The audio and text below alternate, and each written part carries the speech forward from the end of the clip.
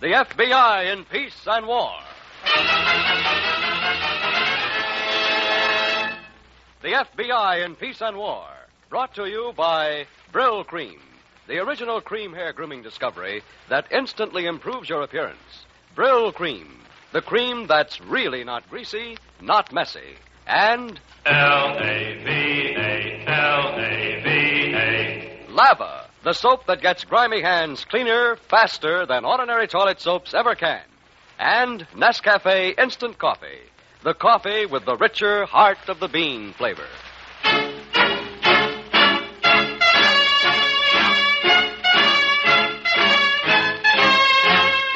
Another great story based on Frederick L. Collins' copyrighted book, The FBI in Peace and War. Drama, thrills, action. Tonight's story, The Traveling Man.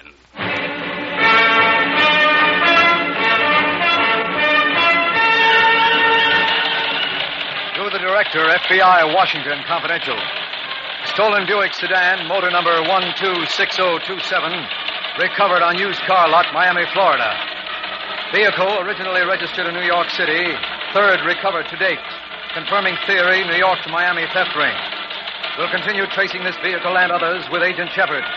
Signage Reynolds through Miami field office.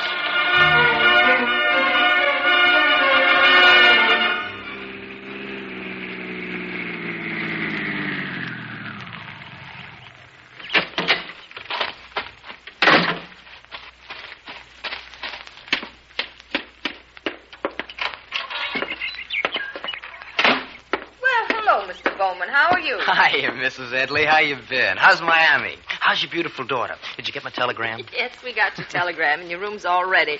Alma?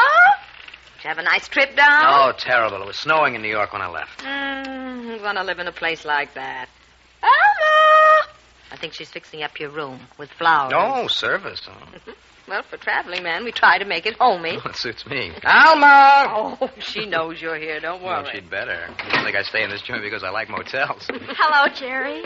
Oh, did you put the flowers in his room? Mama. Oh, don't you mama me.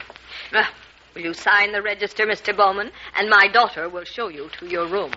Breakfast 7 to 9, no later. All right, I'll be up by 10. Mama's terrible, isn't she? Yeah, she scares me. I'll bet. We put you in here. I think it's quieter. Who cares about a little noise? Well, sometimes you get the headlights from the cars in that front room. I think... Jerry. Do you miss me? Uh-huh. Me too. I'll bet. But you don't believe me? Mm-mm. But tell me anyway. Oh, I missed you, Alma. Oh, Jerry. How long are you staying? Tonight and tomorrow night, then I've got to get back to New York. That's all? Yeah, but I'm making another trip in a week, and after that, it couldn't be for me. I think it is, Jerry. Someone's been calling all day wanting to know when you get here. Yes, I know it is. I'll see you in a couple of minutes, Alma. This is business. Oh, yes, of course. We'll have dinner, huh? If you want. No, I want. A couple of minutes, baby. Hello. Well, where have you been? I've been calling that joint all day. Well, I had trouble with the car, ignition. What are you so nervous about? What do you think? We figured maybe you got picked up or something. Well, I didn't. When are you coming over here? Tomorrow morning. Okay, you bring my money, huh? Yeah. 4 trips this month. I can count. $250 a trip. 200. Oh, look, I'm bringing a brand new Cadillac. The price is 200. One car's the same as the next. All right, we'll talk about that tomorrow. We won't talk about anything. All right, don't get in the heat. I was just kidding. I'll see you tomorrow, Nick. I've got to go now. I'm taking a friend to dinner.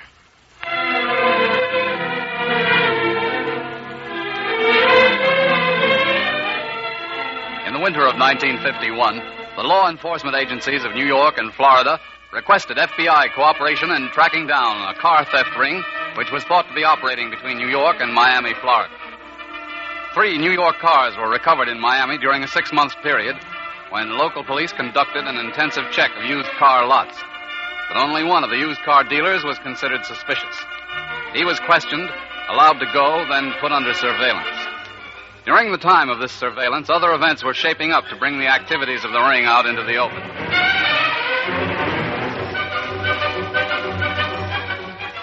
So we're not selling any more cars on that lot. You'll take that caddy to this address on Bay Street. Guy knows you're coming. Okay, now where's my money? You'll get it. You going to speak to Joe for me, try to get a little more? Nick? No, I'm not going to speak to Joe. Who do you think you are asking for more I money? take a lot of risk driving those cars 1,500 miles. Listen, you want to quit? Go on. Get out. We can pick up punks like you all over the street. Take it easy, Nick. Who are you telling take it easy? This time last year, you're nothing but a loafer hanging around a pool room. Joe picks you up, he gives you a So job. I drive the cars, don't I? I pay my own plane fare back to Now, New York. Look, I'm getting sick of you. Maybe this will be your last run. Well, all right. Maybe it will, huh? Maybe I'll go into business for myself. You just try it.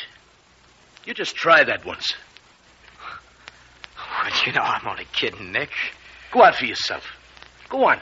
Just try Well, it. it's just that I need a little more money, that's all. Well, you don't get it.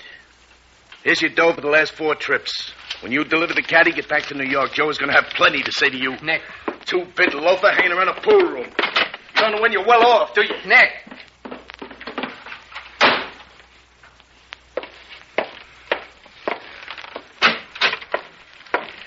Hello. Am I still in time for breakfast? No, but you can have it anyway. Did that man find you, Jerry? Yeah, Orange juice? Yeah, and 2 fried eggs. So, Alma, you know what? What, Jerry? I am fed up with peddling tires and batteries and all the rest of that junk. I'm going into business for myself. What do you think of that? I think you should, Jerry, if you want to. Out in California? That's where I was thinking of going. Hollywood, Santa Barbara, someplace like that. Wouldn't be coming here to Miami? No. Oh. Well, if a person wants to go in business for himself, I really think the best You want to thing... come with me? Huh? We'll get married. We'll go to California. Jerry, please, that's nothing to kid around about. Who's kidding around? Oh, Jerry, if I thought you You meant think that... I don't, huh? Hey, Mrs. Edley, come here. Jerry. Oh, you like California, baby. There's plenty of loose cash hanging around for a guy with talent. Hey, Mrs. Edley, come here, will you? I got something important I want to tell you.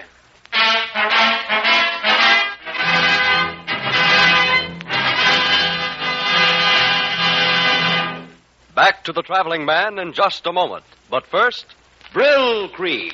That's the sensational hairdressing that's got the whole town talking. Brill Cream. The cream that instantly improves the appearance of your hair. The cream that makes your hair look richer, healthier, more lustrous, and really well-groomed. Brill Cream makes men's hair look neat, smooth and lustrous, can't be beat. Use it daily, just a bit. Brill Cream always makes a hit. Brill Cream, a little dab will do ya. Brill Cream, you look so debonair. Brill Cream, the gals will pursue ya. Simply rub a little in your hair. Brill Cream. Man, what a hair cream. No other dressing can do just what Brill Cream does for your hair. It's not greasy, not messy. Really not greasy, not messy. And that's not all. Brill Cream conditions as well as grooms. Relieves dryness. Removes loose dandruff. Makes your hair look healthier, more attractive. Get Brill Cream today. Remember, the smart look is the Brill Cream look.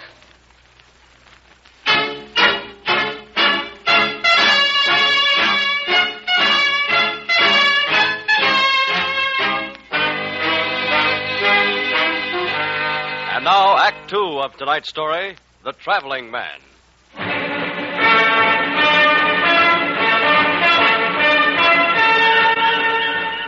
And then in February, we got our first real break in the case.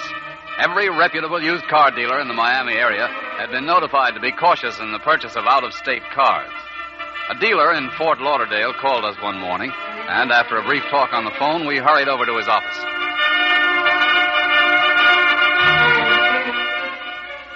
The car had New York plates, Mr. Schaefer. Now, that's right. And what made you suspicious of this man, Mr. Schaefer? Well, mostly the price he wanted for the car. It was a brand new 53 Cadillac, and he said I could have it for $1,800 cash. $1,800. Uh-huh.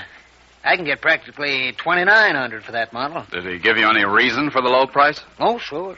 He had a real pretty girl in the front seat, said they just got married, and he was going out west. He didn't want to drive and wanted to get rid of the car in a hurry. You said he was young, Mr. Schaefer. 25 or 6, I'd say.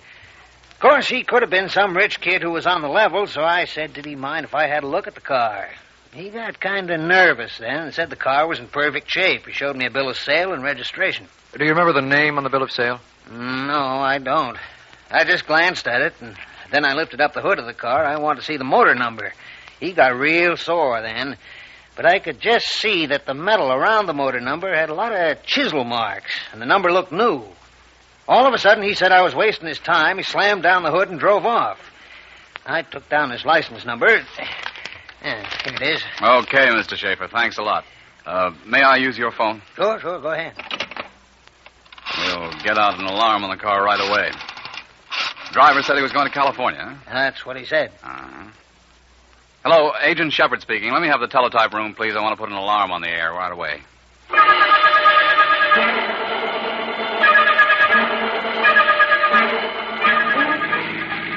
Albert?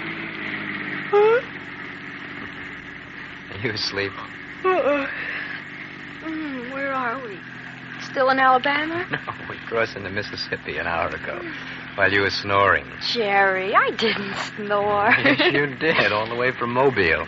So I decided we won't drive all night. We'll hole up someplace. Oh, but I'm wide awake now, honey. Really, I am.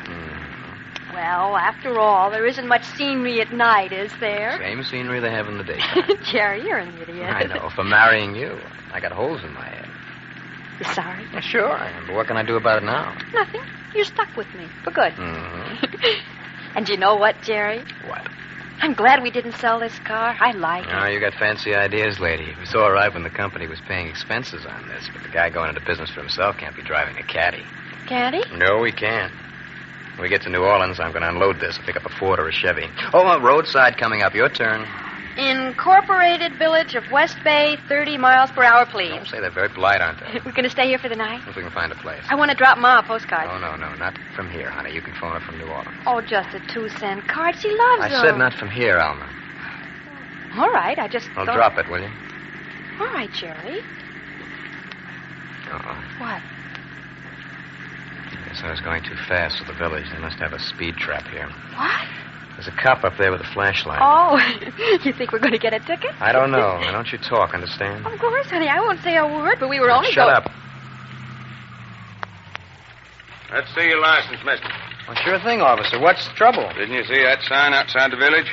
30 miles an hour? Well, yes, I did. I tried to slow down. Was I going fast? You were. From New York, huh? Yes, sir. All right, son. The courthouse is right around the square here. Follow my car. Oh, just a minute, officer. I admit I was going a little over 30. You tell that to the JP. Follow me. Okay. Hey, you! Come back here! Jerry! Shut up. Jerry, what are you doing? Getting out of here. No two-bit village cop is going to stick his nose into my business. Jerry's following Well, us. let him follow. He's got a fat chance. Jerry! Don't worry, I'll lose him. Don't, please, Jerry. I'm scared. Well, that's too bad, baby, but you'll get used to this after a while. I just don't like cops, that's all. You'll get used to it.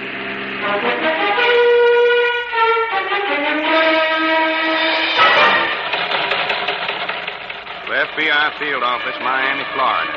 Cadillac car answering your alarm description stopped by undersigned tonight. While attempting arrest, car drove off. Undersigned gave pursuit. Losing car about...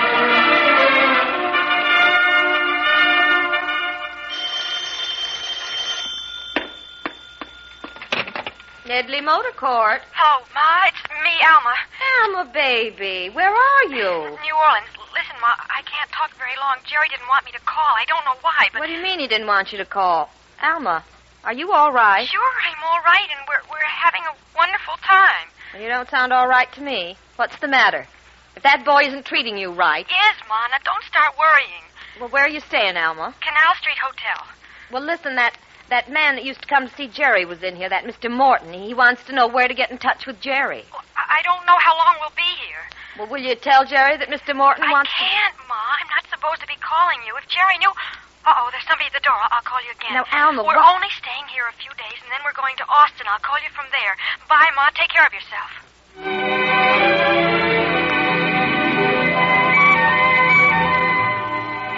After the blue Cadillac got away from the sheriff in West Bay, Mississippi, the Louisiana police were asked to watch out for it.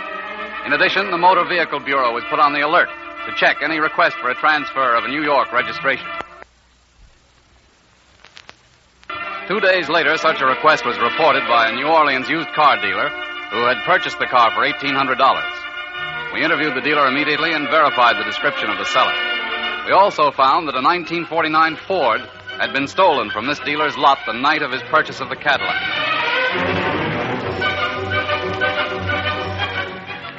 Oh, it's not a bad little job for a 1949, is it? Alma? Huh? You know, you've been acting like a clam ever since we left New Orleans. I'm sorry. Well, come on, what's eating you? Nothing, Jerry. You're not still worried about that cop in West Bay, are you? Maybe I am. A little. Well, I told you, I just don't like cops, that's all. The most we would have gotten was a fine, Jerry. $5 or $10. I don't like cops, But Alma. if they trace the Drop Cadillac, it, you hear me? all I'm well, saying... don't. Just mind your own business and I'll mind mine. Jerry. No, I mean that, Alma. You talk about that cop once more and I'll put you on the first train back to Miami. You hear me? Yes, Jerry. Good. There's a sign coming up. Alma? You read it. Well, come on, it's your turn. No, Jerry. What's the... Oh, you're not going to start bawling on me, are you, for the You love of... can't talk to me like that. Like what? All I said was I don't like cops. Is there anything queer about that? Maybe there is. What do you mean? I don't know. Listen, Alma. I don't know, Jerry. You won't let me call Ma or even send her a postcard. You act like we were running away from something. You're off your rocker. All I'm running away from is a crummy job. I wish I could believe that, Jerry. Just doesn't seem that way to me.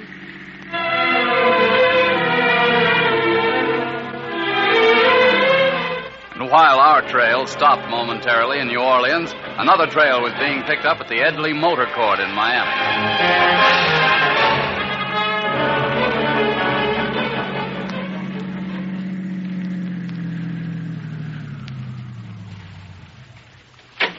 Wait here, Sam. I'll be out in a couple of minutes. Okay.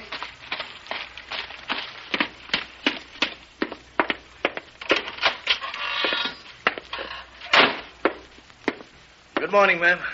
Oh, hello. Remember me? I was in here last week. Oh, yes, you're Mr. Morton. That's right. I was just driving by. I thought I'd stop in and see if you'd heard from your daughter, Jerry. Well, No, I didn't, Mr. Morton. Oh, that's too bad. You know, that crazy kid Jerry walked right out of our office, didn't even leave us a forwarding address. I've got a check for $800 belonging to him. I don't even know where to send it. $800? Uh-huh. Those kids could probably use it on their honeymoon, huh? Well, sure they could. Would you want to leave it with me and the first time I hear from you? No, I'd rather not, Mrs. Edley. Besides, I want to talk to Jerry. I want to offer him the franchise for our California territory. Oh. But if you haven't heard, well, that's my tough luck. Sorry to have bothered you, Mrs. Edley. Mr. Morton. Yes? You didn't bother me, and I'm afraid I've been telling you a little white lie. I did hear from them. At least Alma, my daughter, phoned me. Oh, she did? They're staying at a motel just outside of Austin, Texas. I guess if he knew you had a check for him and you wanted him to work in What's California... the name of the motel, Mrs. Edley? Well, it's the Panhandle on Route 20, just outside the city. Panhandle on Route 20. Thanks, Mrs. Edley. Well, I don't know whether I should have told you, but... Oh, you were perfectly right in telling me. Jerry just didn't want to talk business on his honeymoon. Thanks again, Mrs. Edley. I know Jerry is going to be real surprised when he finds out what I've got for him.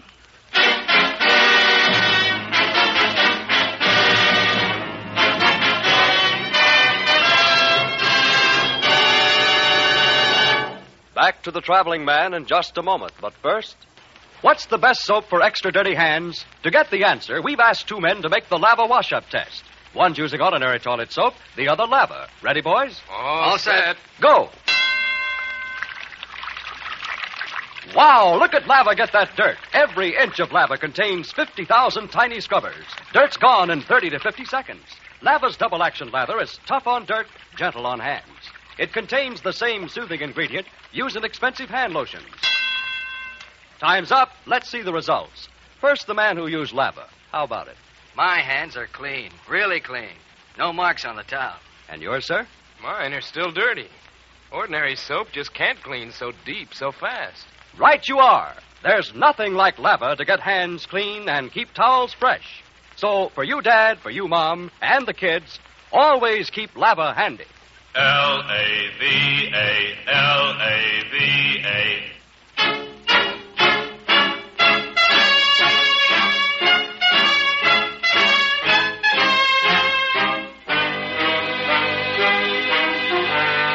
And now, Act 3 of tonight's story, The Traveling Man.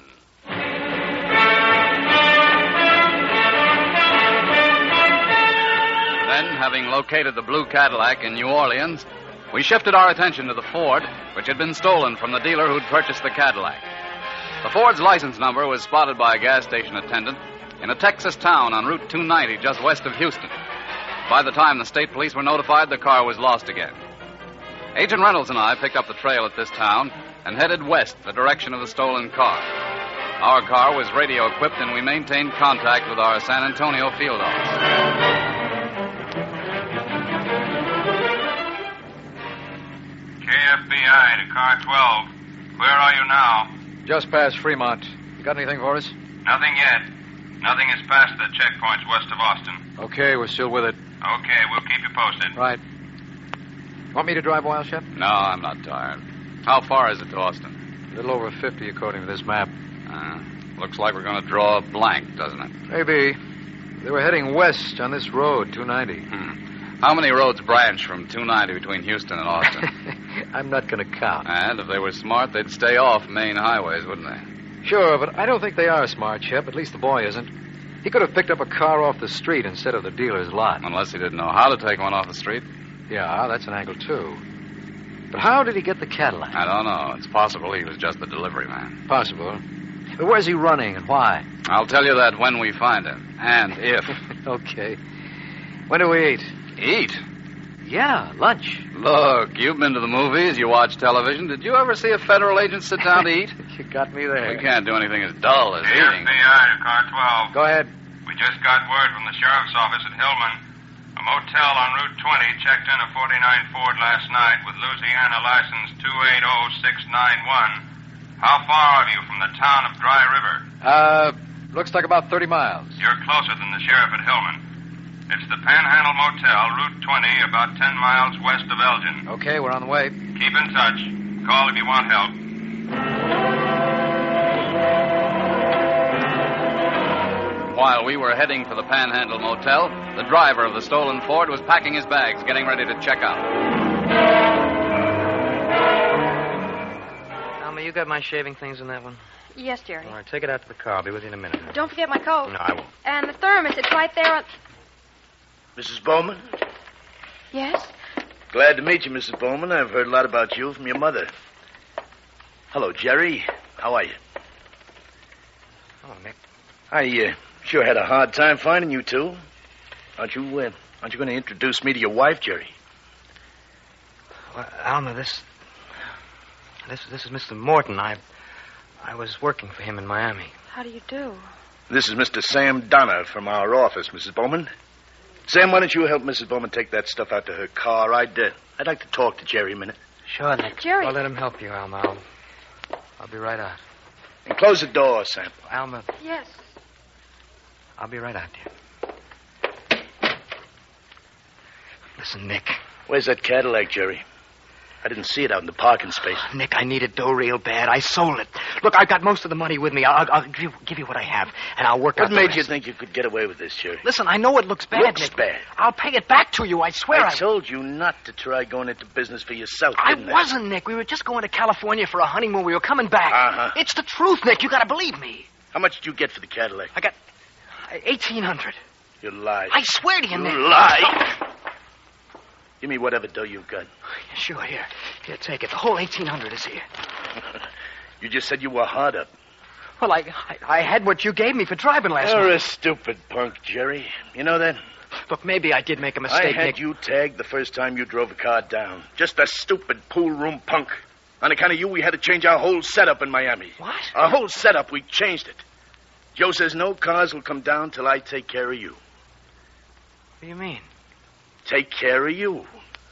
That doesn't get through, you dumb skull. Listen, Nick, I paid you. Paid me. Every minute you were loose with that Cadillac, some cop could have picked you up and loused our whole operation. Look, let me talk to Joe. Let me call him You're on the not phone. talking to anybody. Get your bag. What?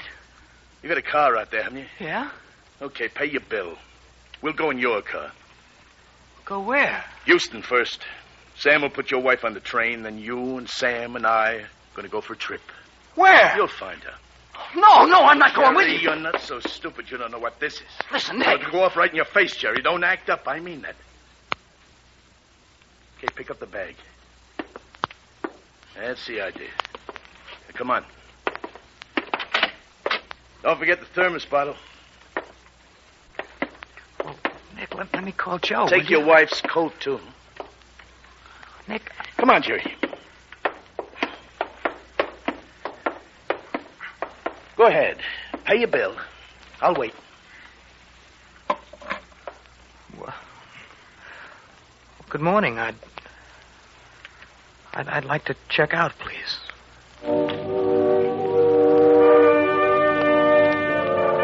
As we were turning into the Panhandle Motel, a 49 Ford drove out. The license number was 280691, Louisiana registration. Car 12 to KFBI. We've just spotted the Ford coming out of the motel. We're going after them. FBI to 12. Which direction are they going? West on 20. Okay, we'll set up a block on that road in case they lose you. They won't lose us. We'll keep in touch. Okay, Shep. Step on it.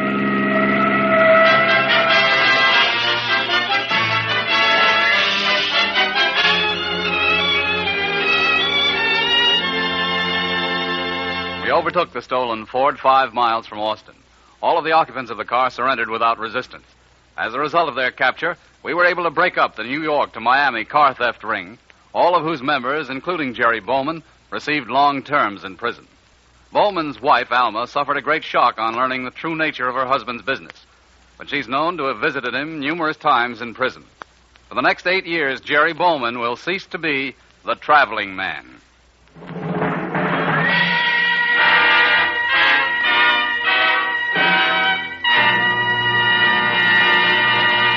And now Bill Foreman wants to tell you how to get your husband off to work with a smile. It's just as easy as can be. Just serve him a cup of delicious Nescafe instant coffee, along with those breakfast bacon and eggs. Say how he'll go for that richer Nescafe flavor.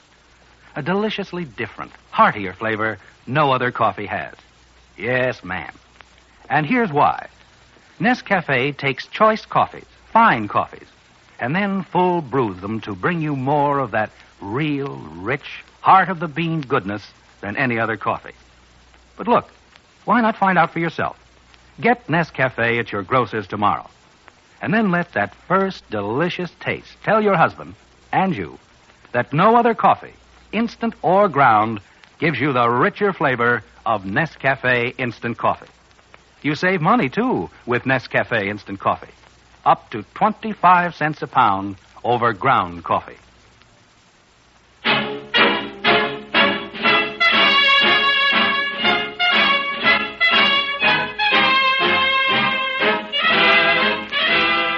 In tonight's story, Rosemary Rice played the part of Alma, and Bob Reddick was Jerry.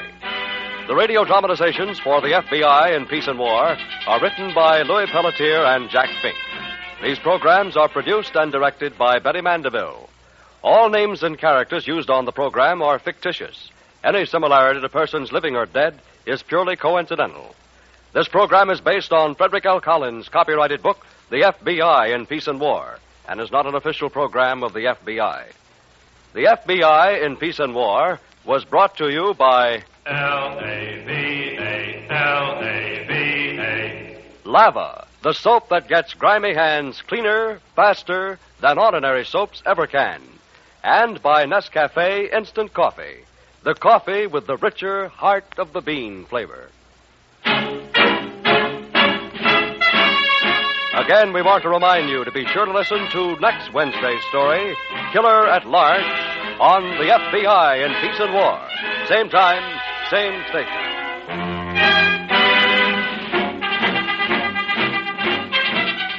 This is the CBS Radio Network.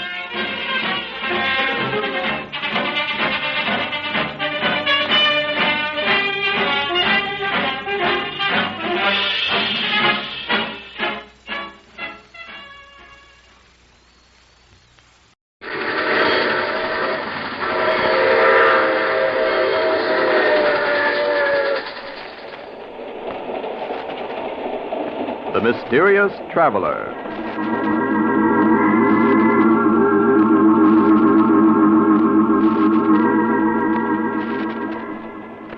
This is the Mysterious Traveler, inviting you to join me on another journey into the realm of the strange and the terrifying. I hope you will enjoy the trip, that it will thrill you a little and chill you a little. So settle back and get a good grip on your nerves. If you can.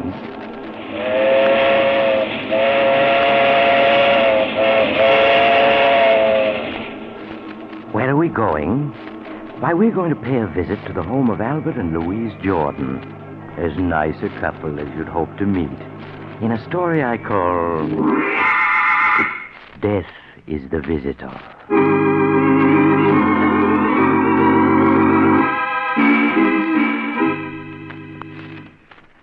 My story begins in the Jordan home late on a hot summer night. Albert Jordan is asleep and is having a nightmare about his mother-in-law. Oh, no. You can't pull the wool over my eyes, Albert Jordan. I'm on to your ways. Think that my only child was foolish enough to elope with you. But you made her do it, Albert. You made her. No. She wanted... As long as I'm alive, she'll be protected from you. Albert, are you listening? Leave me alone. Please. Darling, wake up. What is it? You were having a nightmare, dear. You don't want to wake Mother up. She needs a good night's sleep for a trip tomorrow. Oh, yes, the trip. I wish it was tomorrow already. She was gone.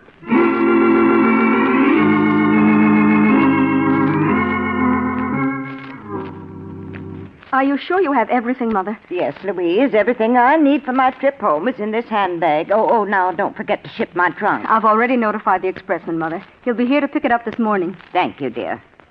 Well, it's almost 9 o'clock, Mother. You'll miss your train. I've never missed a train in my life. You needn't be so anxious to get rid of me, Albert. Not really, Mother. I didn't mean... Oh, Louise, darling, I do hate leaving you alone like this. But, Mother, I'm not alone. I have Albert. Well, I don't mind saying it right to his face. I don't trust him, Louise, and I never will.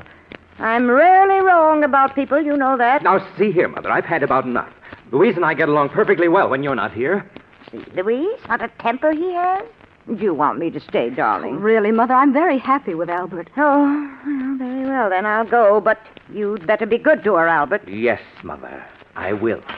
Well, goodbye. And don't forget, Louise, Mother'll be back if you need her. Yes, Mother. Bye. Louise, if your mother pays us just one more visit, I'll leave this house for good. Albert, what are you saying? In the past year, she spent 8 months with us.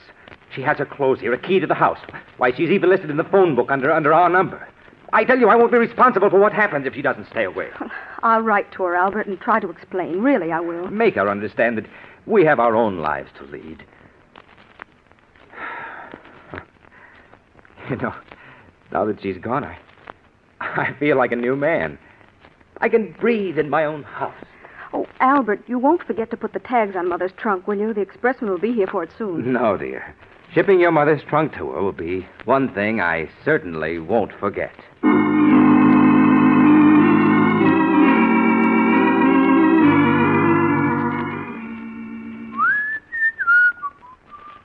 Now, let me see. This is what hence Murdoch. 125 River Road, Ferndale, Pennsylvania. That won't be necessary, Albert. My trunk can remain here. Mother, but you went to catch your train. I know I did, but I changed my mind about going. I won't leave my little girl alone. Why are you looking so startled, Albert? Are you hiding something from me? No. No, of course not. Where's Louise? She went downtown an hour ago. She should be home soon. I'm sure at least she'll be glad to see me. Oh, you haven't locked my trunk yet. That's good. So you've come back. Again. You've always wanted to get rid of me, Albert. Keep me away from my only child. But I refuse to give her up. Yes, I've come back, Albert, and I'm staying for good. Frankly, I don't trust you. You don't trust me? No. I don't even know your background. For all I know, you may have criminal tendencies. There's a certain amount of the criminal in all of us. Most people can control their worst instincts, and some can't. Exactly. And I'm here to see to it that no one harms Louise. But, Mother, who's going to look out for you? Albert, why are you looking so queerly at me? Are you sick? Yes, Mother, I'm sick. Sick of the sight of you. Albert, stop looking at me that way. Why, you seem like a different person. I am, Mother. You've made me different, and now you must take the consequences. Albert, stay away from me. Don't you dare come near me. So you would keep coming back, Mother. Well, you came back just once too often. No, Albert. Don't touch me. Albert, You should have taken that train, Mother. But at least now I know you won't be coming back ever again.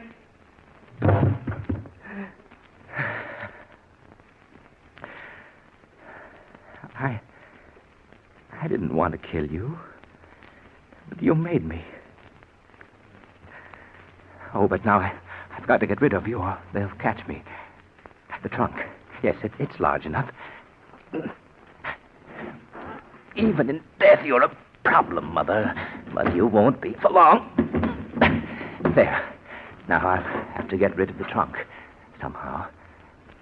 I'll think of a way. Albert, are you home? Louise, the trunk. I've got to close it. Is that you, Albert? Yes, dear. Yes. Oh, I see. You're locking the trunk. Yes, I was just getting it ready for the expressman. He should be here by now. Albert, is anything wrong? Anything wrong? What do you mean, Louise? I don't know. Your face is so flushed. Oh, it's just a little warm in here, that's all. Oh, we forgot to pack Mother's robe. Look. Oh, you'll have to open the trunk again, Albert. No, I mean, the trunk's full already. You wouldn't be able to get anything else into it. Why, nonsense. When Mother and I packed it, it was only half full. Oh, please open it. But it's locked, and we haven't got the keys. Oh, yes, that's right. Mother has them. Well, we'll just have to mail the robe to her. Oh, I'll answer the door. It must be the expressman. Make sure the tags are on it, dear. The tags. Oh, you can't go to her home. Oh, if I only had time to think. Wait, yes, that's the only thing to do. Come this way, please. You'll find the trunk in this room. Here it is. Are you finished, Albert? Yes, it's all ready to go. Okay. Well, I'll make a racket of it. Now, let me see. It's being shipped to... Perhaps you'd better load it on the truck first. It's easier this way, mister. You're shipping it to Mr. William Smith, 345 Wood Street, Las Vegas? Well, that isn't the right address.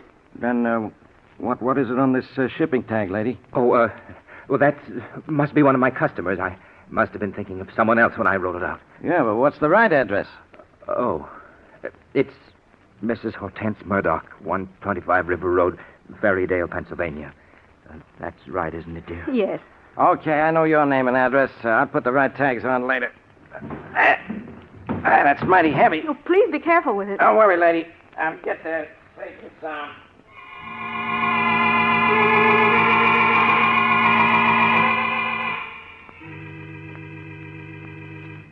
Albert, did you get the mail just now? Yes, dear. Is there a letter from Mother yet? No, just a few bills. Oh, I'm really worried. It's a week now and no word from her. But you mustn't worry, Louise. I'm sure she's all right. Why, Albert, you're even worried yourself about her. You look so upset. Oh, I'll answer. I'll come with you. Maybe it's a special delivery from Mother. Yes? Hey, good morning. I got a trunk here for you folks. What? It's Mother's trunk. Yes. You always wanted to get rid of me, Albert. But I've come back, Albert, and I'm staying for good. Bring it in, won't you, please? Okay, lady. There you are. But I don't understand. Why should Mother send her trunk back to us? Would you mind signing for it, Mr. Jordan? What? Oh, yes. Here you are. Thanks. Bye.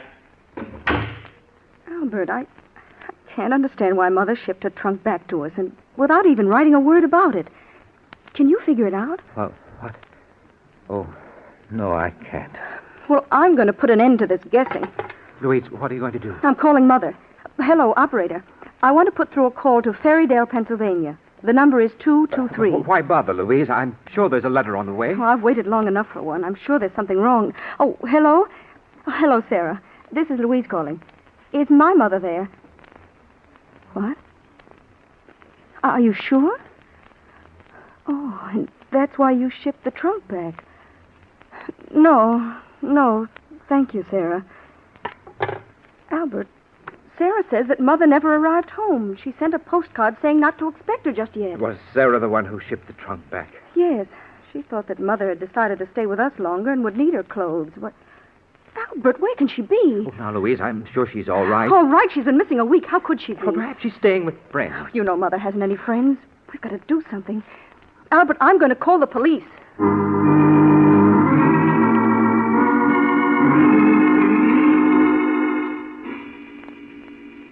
The police investigated, but they had no clues, so they didn't learn anything.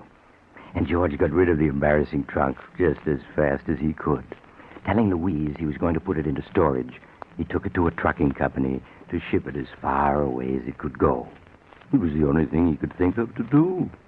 All right, I got it straight, I guess, now. Mr. Richard Jones, 65 Ocean Avenue, Los Angeles. Is that right? Yes, that's right. He's my brother. Yeah, and your name is... Martin Jones. Yeah? 1635 Sherwood Road, Riverdale, New York. Jones, Sherwood Road, Riverdale. All right, Mr. Jones, now let's see. That'll be $18. Oh, well, here's 20. Keep the change. Oh, thanks, Mr. Jones. Here's your receipt. It'll go out right away. There's a truck leaving tonight. Don't you worry. This trunk will get to Los Angeles all right. That's fine.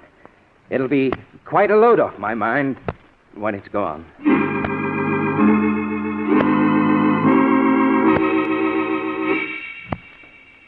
A week passed, 2 weeks, 3, and poor Albert was breathing more easily again. Until one morning when something most unexpected happened. Louise, darling. Yes, Albert. Oh, darling, I have a present for you. Some flowers. Just saw them and thought you'd like them. Thank you, Albert. You're very thoughtful. Louise, your mother's been missing more than a month now. You can't go on like this. You'll have a breakdown. Oh, Albert, where can she be? Why can't the police find her? Well, darling, if she hasn't been found in 5 weeks... Oh, excuse me, dear. I'll answer. Maybe it's news of Mother, Albert. Good evening. I got a trunk here. I think belongs to you. A trunk? Yeah, that's right. You always wanted to get rid of me, Albert. But I've come back, Albert. I've come back. Do you recognize it? It's yours, isn't it? Oh, no. Huh?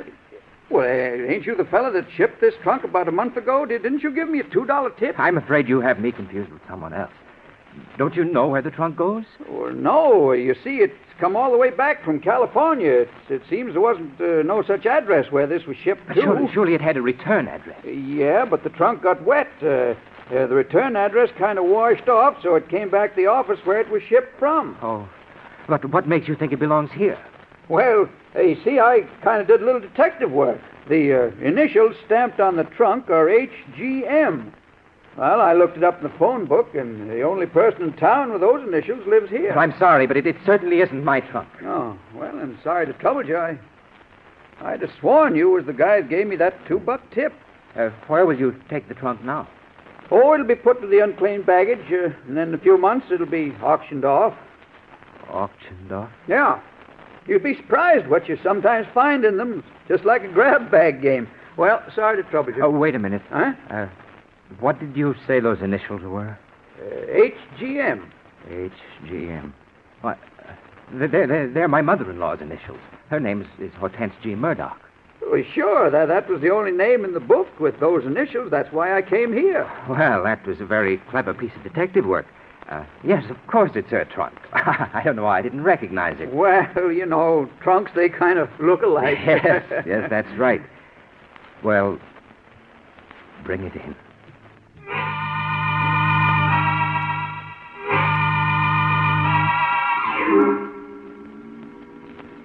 Trunks are funny things, aren't they? You have something valuable in one, and just as likely as not, it'll get lost. But put something you don't want in it, like a mother-in-law, and it'll come back every time. You can hardly blame Albert for being upset, especially since Louise wanted to open the trunk to look for possible clues. But Albert managed to get Louise out of the house, then put the trunk onto the trunk rack of his car and started out. Several hours later, he was at the receiving platform of an all-night storage warehouse in New York. Yes, mister? Can I help you? Pardon me, but you store trunks here, don't you? Yeah, sure. We store anything in here.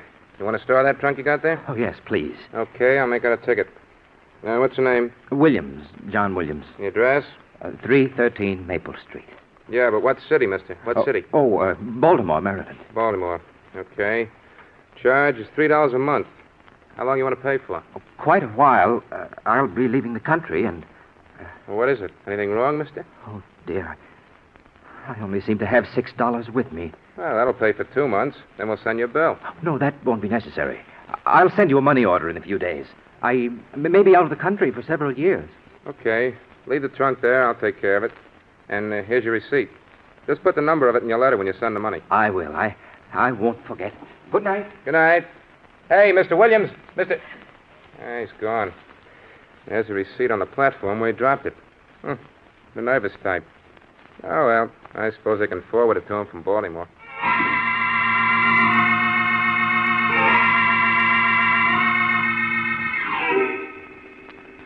When Albert found he'd lost his receipt for the trunk, he was badly upset at first. That meant he couldn't send any money for future storage charges. But after all, there was no identification inside it, and he'd rubbed Mother's initials off the outside this time. So how could anyone trace it back to him? Especially since they'd be looking for him in Baltimore. So in a few weeks, Albert was himself again. Except for a nightmare once in a while. After all, what do I know about you, Albert? You may have criminal tendencies, and I'm going to protect my daughter from you. Yes, I've come back, and you're not going to get rid of me. Do you hear me, Albert? I've come back to stay. No, leave me alone. Leave me alone. I can't. Albert, No. Albert, wake up. What is it, Louise? You were moaning in your sleep, dear. You must have been having a nightmare. Oh, yes, I was. But it's not important. It's just that midnight snack I had. Go back to sleep, darling.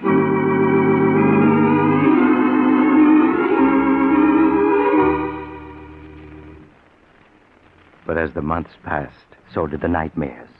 And finally, Albert was his old cheerful self again. Good evening, dear. How are you? I'm all right, Albert. Fine. Say, I bumped into George Horton and his wife while on the way home, and they asked us to come to the charity bazaar tonight. That was very nice of them, Albert. Well, why don't we go? There'll be an auction, a raffle, supper, dancing. It'll do you good. I know, but somehow I don't feel like meeting people. But you can't go on this way, Louise, cutting yourself off from the world. I've been unfair to you, haven't I, Albert? Keeping you home night after night all these months. Oh, why, darling, you know I've been perfectly happy. It's been so nice. Just the two of us. You've been perfectly wonderful, Albert, and I'm afraid I've been acting very selfishly. All right, I'll go to that charity affair tonight.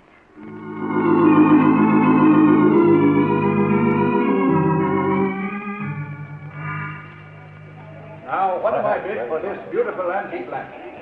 Do I hear $1? Do I hear $1? I'll bid $1. Ah, there we have a lady with a real sense of beauty. Now, do I hear $2? Do I hear $2? Well, good evening, George. Well, hello, Albert. Hello, Louise. Hello, George. Say, I'm sure glad you two came. Missed you both a lot these past months. Well, I hope you'll be seeing more of us. Hey, we've got quite a crowd here tonight. Oh, yeah. We hope to raise quite a bit of money. Say, that auctioneer's a genius. Come on, let's get a little closer. All right. Now, that gentleman over there, the one with the superb eye for beauty, bids $5 for this lamp. Do I hear $5.50? Your last chance, ladies and gentlemen, going at $5 once, going twice, sold to the gentleman in the tweed suit, and very fortunate he is. That lamp couldn't have cost more than $3 when it was new. Well, now we come to the raffle. The raffle? Yeah, the raffle for a mystery prize donated by yours truly, George Horton. Oh. Better let me sell you a few tickets, Albert. They're only 50 cents each. No, thanks, George. We just came to be sociable. Better take a chance. No telling what you might win. Now, next, ladies and gentlemen, we come to the feature of the evening.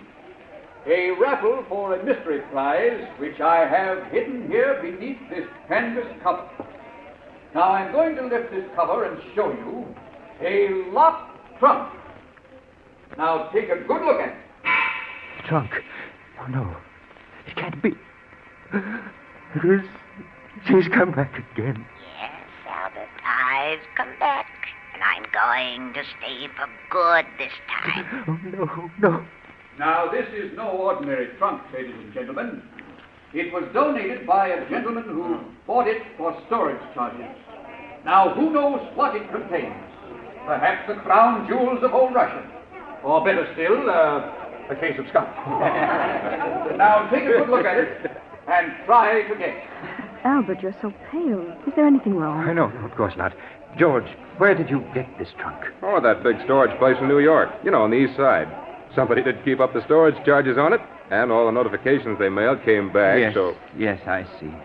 Now that you've seen all the prizes, and particularly seen this prize, ladies and gentlemen, I know you're going to want to buy not one, not two, but half a dozen chances each. What can be in it? Guessing is half the fun. Well, now we're all going to adjourn for supper, and immediately after supper, the big drawing will be held. So buy your chances now and win yourself a trunk full of surprise and pleasure. Well, Albert, changed your mind about buying a chance or two? Yes, George. Yes, I have. I'll take all you've got.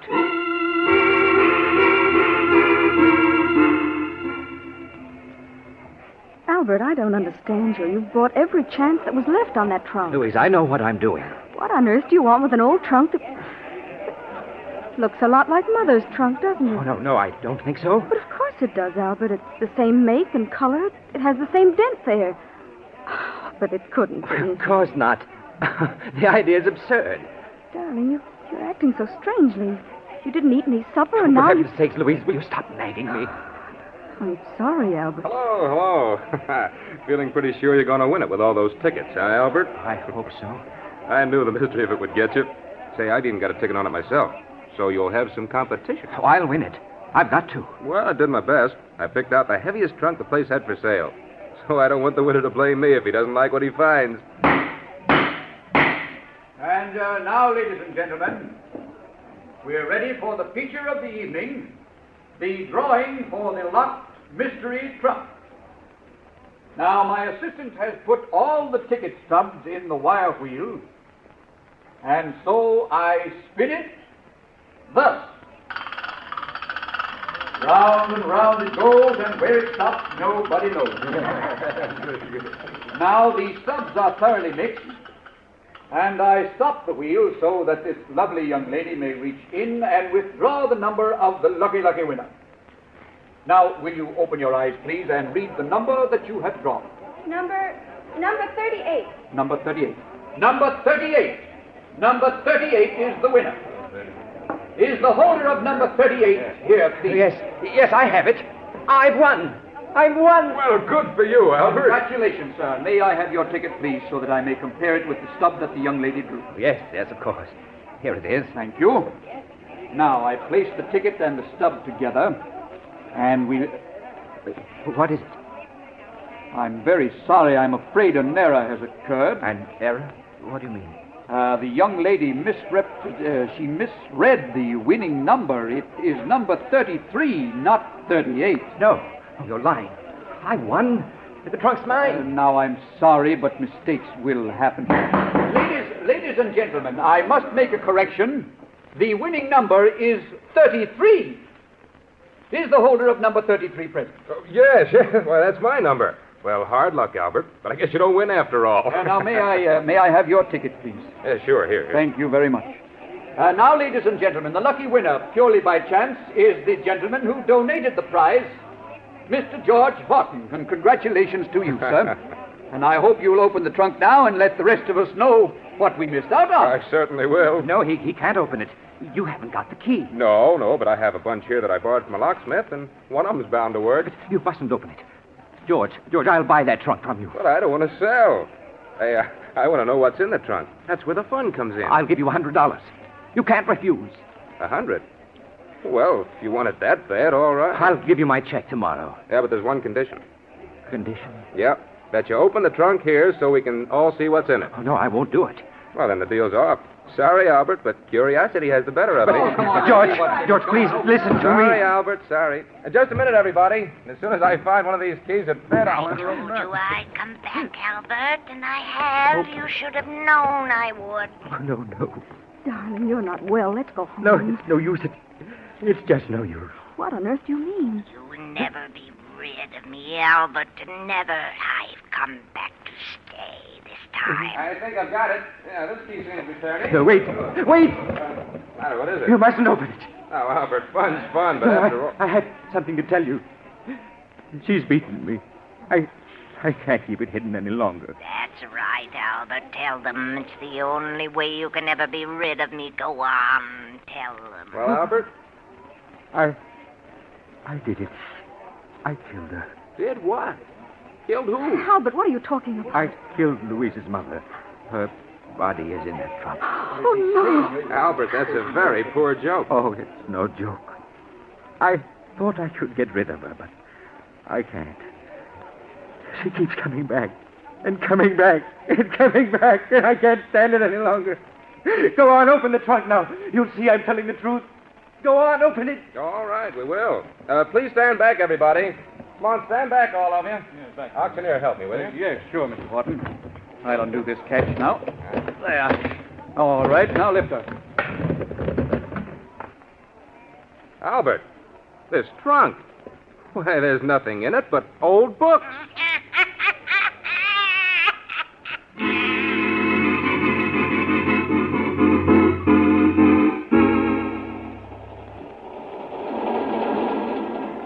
This is the mysterious traveler again. Poor Albert.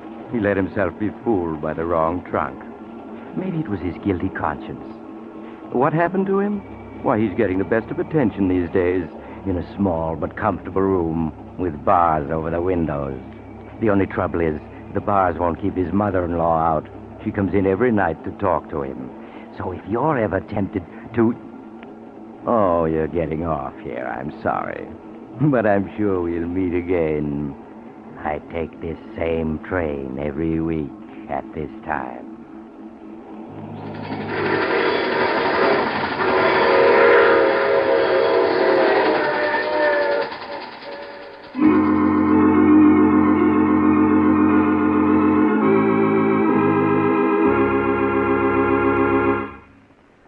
You have just heard The Mysterious Traveler, a series of dramas of the strange and terrifying. Listen next week over most of these mutual stations to a tale titled Murder is no accident. Another Tale of the Mysterious Traveler.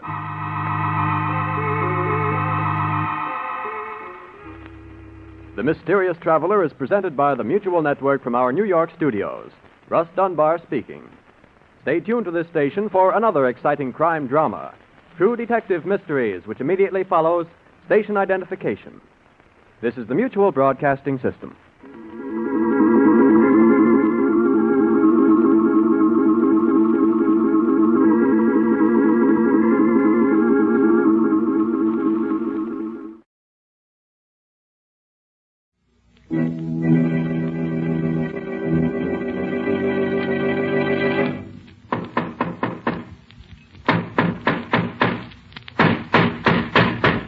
What's the matter? What is it? Another case for Nick Carter, master detective.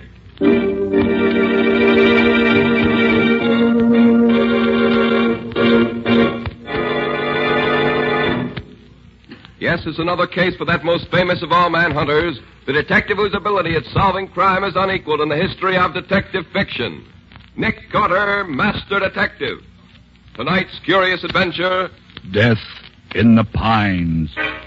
For Nick Carter and the mystery of the murdered driver.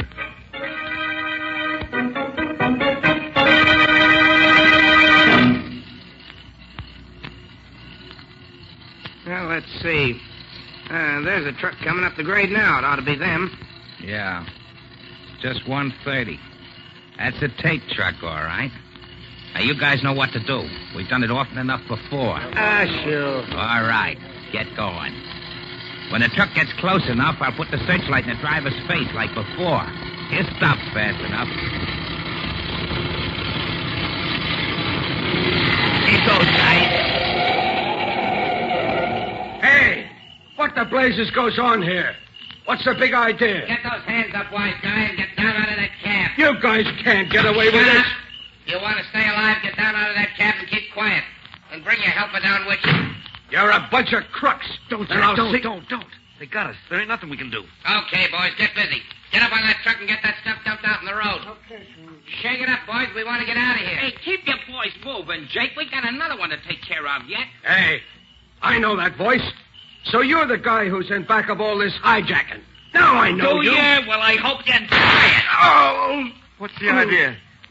What'd you have to kill him for? Shut up, punk. You don't want to get bumped off, too. But you didn't have to kill him. Shut up. Hey, that changes our plans a little, Jake. Get your men down off the truck. Pick these two stiffs up and put them back in the cab of the truck. Then put a hole in the gas tank and touch a match to it. Okay, boys, come on down. There won't be much left for the cops to work on when they get here, which is all right with me. I don't like to see them get killed, but when they know too much, it's the only way.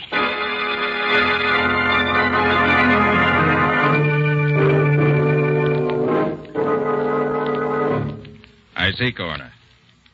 Yes, thanks very much. Yes, thanks. So long. Might as well let me know the worst, Mr. Carter. After what I've been through, a little more or less doesn't matter.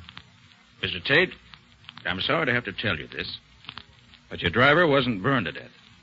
He was shot. Murdered before the truck was set on fire. I was afraid of that. Regan was my oldest and best driver. Been with me for 10 years. You're having trouble with racketeers? Yes, have been for the past year. How do they work? Well, I operate about 40 trucks, hauling vegetables and green stuff from South Jersey to the New York markets. It has to be done at night, so we get to the New York market before morning. About a year ago, somebody called me on the phone and said he represented a protective agency. And he'd like to sell me protection at $25 a truck. $25 a truck? Well, that's pretty steep, isn't it? It's exorbitant. I told him I wouldn't pay it. So what happened? 2 days later, one of my trucks was stopped and the drivers were beaten. The produce was dumped and destroyed. The next day, the guy called again. I told him I wouldn't pay. Did you try getting protection from the state troopers? Sure I did. And they did what they could. Whenever a trooper followed one of the trucks, or when one of their men rode on the truck as a helper, these trucks were never bothered. But the other trucks, it was the same old story. I see. Well, how do you account for the fact that the trucks with the troopers on them were never touched? I don't know. Unless the hijackers had spies at the loading points to watch if the trucks had their regular crews. And what was the outcome this time? In the end, I had to agree to pay the $25. And then, for 6 months, there was no more trouble. A week ago, this same guy called and said the ante had been raised from $25 to $40 a truck. $40? I told him I couldn't pay that because I didn't make that much. And you know what happened last night. Yes, I know. Well, are you going to try to keep writing the stuff through? If you can help me, I will. I'll do it. And to begin with, I'd like to put my assistant, Patsy Bowen, in your office as a typist. Sure. Maybe she can learn something that will start us off in the right direction.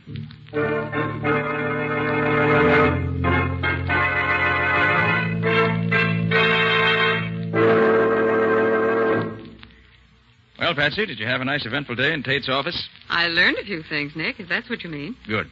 Let's have them. Mr. Tate makes up the daily schedule of operations based on the orders he receives. Then he turns the completed schedule over to Al Laparo, who's the fleet foreman. Mm-hmm. Only Mr. Tate, Laparo, and Dave Morgan, who's Tate's assistant, know what the orders are, as far as I can find out. I see. Any suspicions? Not yet. Laparo's been with Tate 9 years and Morgan for about 4 years. When the trouble started about a year ago, both of them rode the trucks.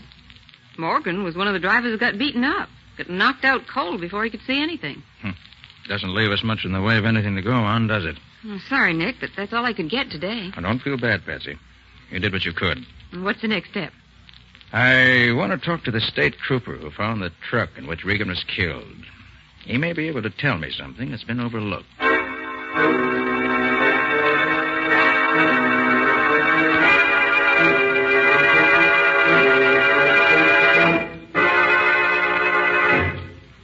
You say you read my report, Mr. Carter. I don't know that I can tell you anything else. Were you on the state police force when Tate started having his trouble about a year ago? Yes, I was. Well, that business of the hijackers never picking on a truck guarded by state troopers needs explaining. Could there have been any leak from this end? Absolutely not. I rode several of the trucks myself. None of us ever knew where we were going until Tate's office gave us our orders. And we went out on the road just as soon as we got those orders. Good. Then the leak must be on Tate's end. Now, the next thing. Your report gives the impression that the thug simply stopped Tate's truck, killed the driver in cold blood, and then burned the truck for good measure. Was that your personal impression? Well, no. Ah. When I first got there, I was suspicious because the truck hadn't gone off the road or collided with anything that would cause a fire or a wreck. Then I remembered that Tate's trucks had been having trouble a while back, so I took another look around. And the result of that second examination? The truck was surrounded by crates which had been thrown off the truck. Crates that were smashed and broken, but not burned. Now, if the hijackers were going to burn the truck, why bother to throw all those crates off the truck first? It just didn't make sense. That's what I wanted to know. I'd say the gang started out to do the usual job, smashing the cargo and manhandling the crew. But then something happened. Something that made them switch their tactics. And they did something they had never done before. They killed the driver. Yeah, that explanation would fit the facts as I saw them. But what do you suppose caused the change in plan? Well, I could make a guess, maybe. Tate told me that Regan was his oldest driver. Yeah? Now, somebody in Tate's outfit must be in league with the hijackers. That's the only way they could know as much as they do. I believe that Regan recognized one of Tate's men in the hijack gang. Sure. And that fits right in with the idea that somebody in Tate's outfit was crossing him. Yes, Mr. Carter, I believe you've hit something.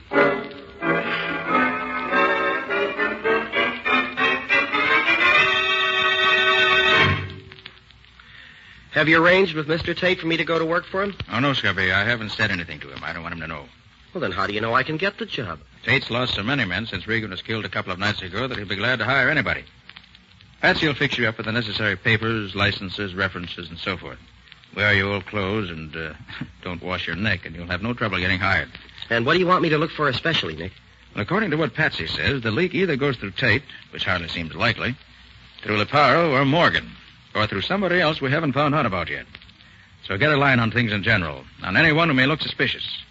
Oh, and if you're riding a truck that gets held up, don't try to shoot it out, Scubby. Just let things ride. We'll see about that when the time comes. It's a 40-to-1 shot against her getting stopped, but just the same, watch your step. These men, whoever they are, have 2 murders on their head, and they won't balk at a couple more.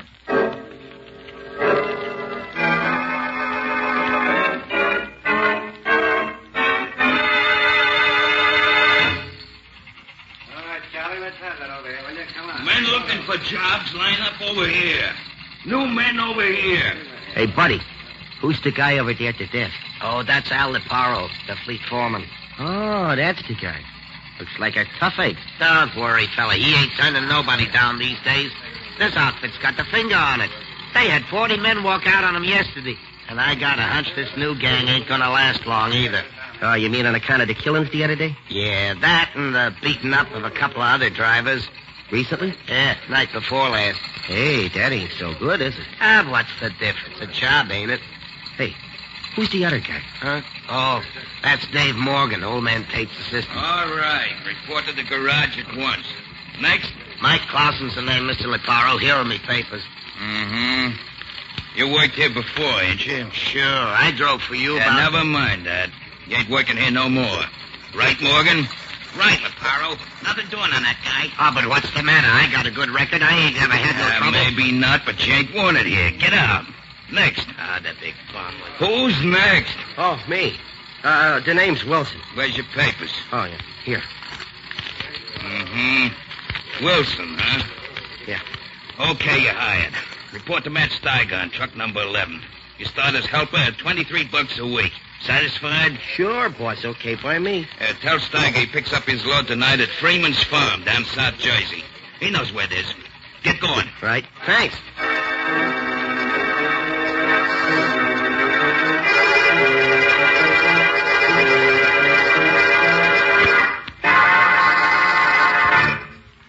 So they took you on, did they, Scubby? I thought they would. Yes. I'm phoning from a lunchroom where I just ate. Anything happened yet? Well, just before they gave me a job, an old-timer named Mike Clausen was turned down. He used to work for Tate years ago. But Leparo wouldn't take him back. I see. Maybe they didn't want to take on anyone who ever worked there before, or who has been there for long. Well, maybe it doesn't mean anything, Nick, but it looks as if they... What's the trouble, Scubby? I'm not sure, Nick. But I just realized the guy in the booth next to me here isn't saying a word. He went into his booth as I came into this one. But he hasn't dialed a number or said anything yet. Looks as if somebody's onto you already. Any idea of who it could be? No idea at all. Oh, but how could anybody know about me so soon? There's always a chance that somebody's recognized you.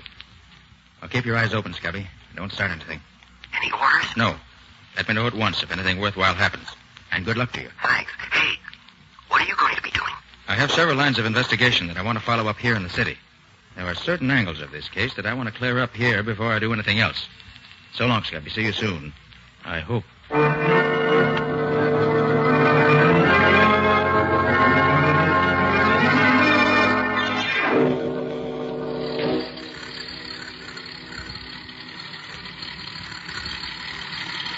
Gosh, Matt, driving one of these trucks is no cinch, is it? How do you mean, kid?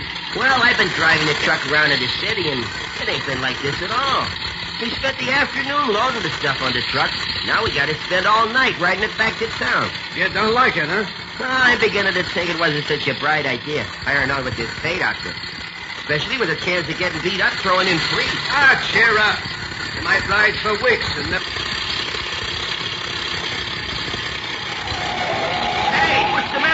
What you stopping for? Somebody is signaling us with a flashlight to stop. I wonder what... what... No, don't stop, Matt. It may be a holdup. Remember old man Tate's orders? No truck stop for nothing. Oh, it's the state troopers. Nothing to worry about. Oh, yeah. Yeah, I can see the uniform now. Okay. I'll get out and see what he wants. Hey, what's the matter, officer? What... Hey, that's a phony uniform. You're no regular cop. This is the guy, all right.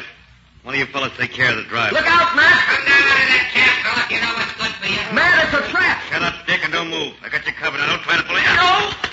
Hey, just like that. Cut it out. There, that takes care of you, you rat. Now for the other. Here you are, copper. Oh, Matt! Matt! Not yet. Here. Oh. You won't do no more fighting for a while.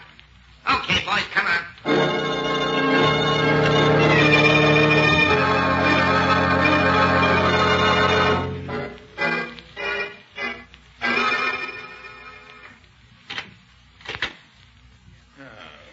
Gosh, I'm tired, Patsy. I've done more of my own leg work today than I've done in years. I almost wish I'd kept Scubby here to do the walking around. Going out on the truck myself. Did you find out anything, Nick? Yes, Patsy, I think so. But I can't be sure for a little while yet. Not until I get some more answers to some of the thousands of questions I've asked today. There have been several messages for you. I think this is probably the only one that's really important. Yeah. Oh, thanks. I thought so. He's trying to borrow money.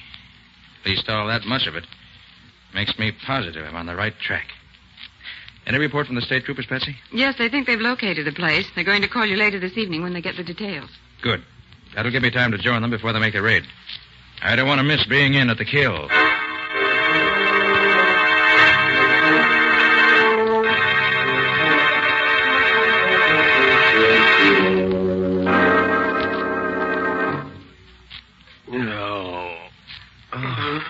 Hey.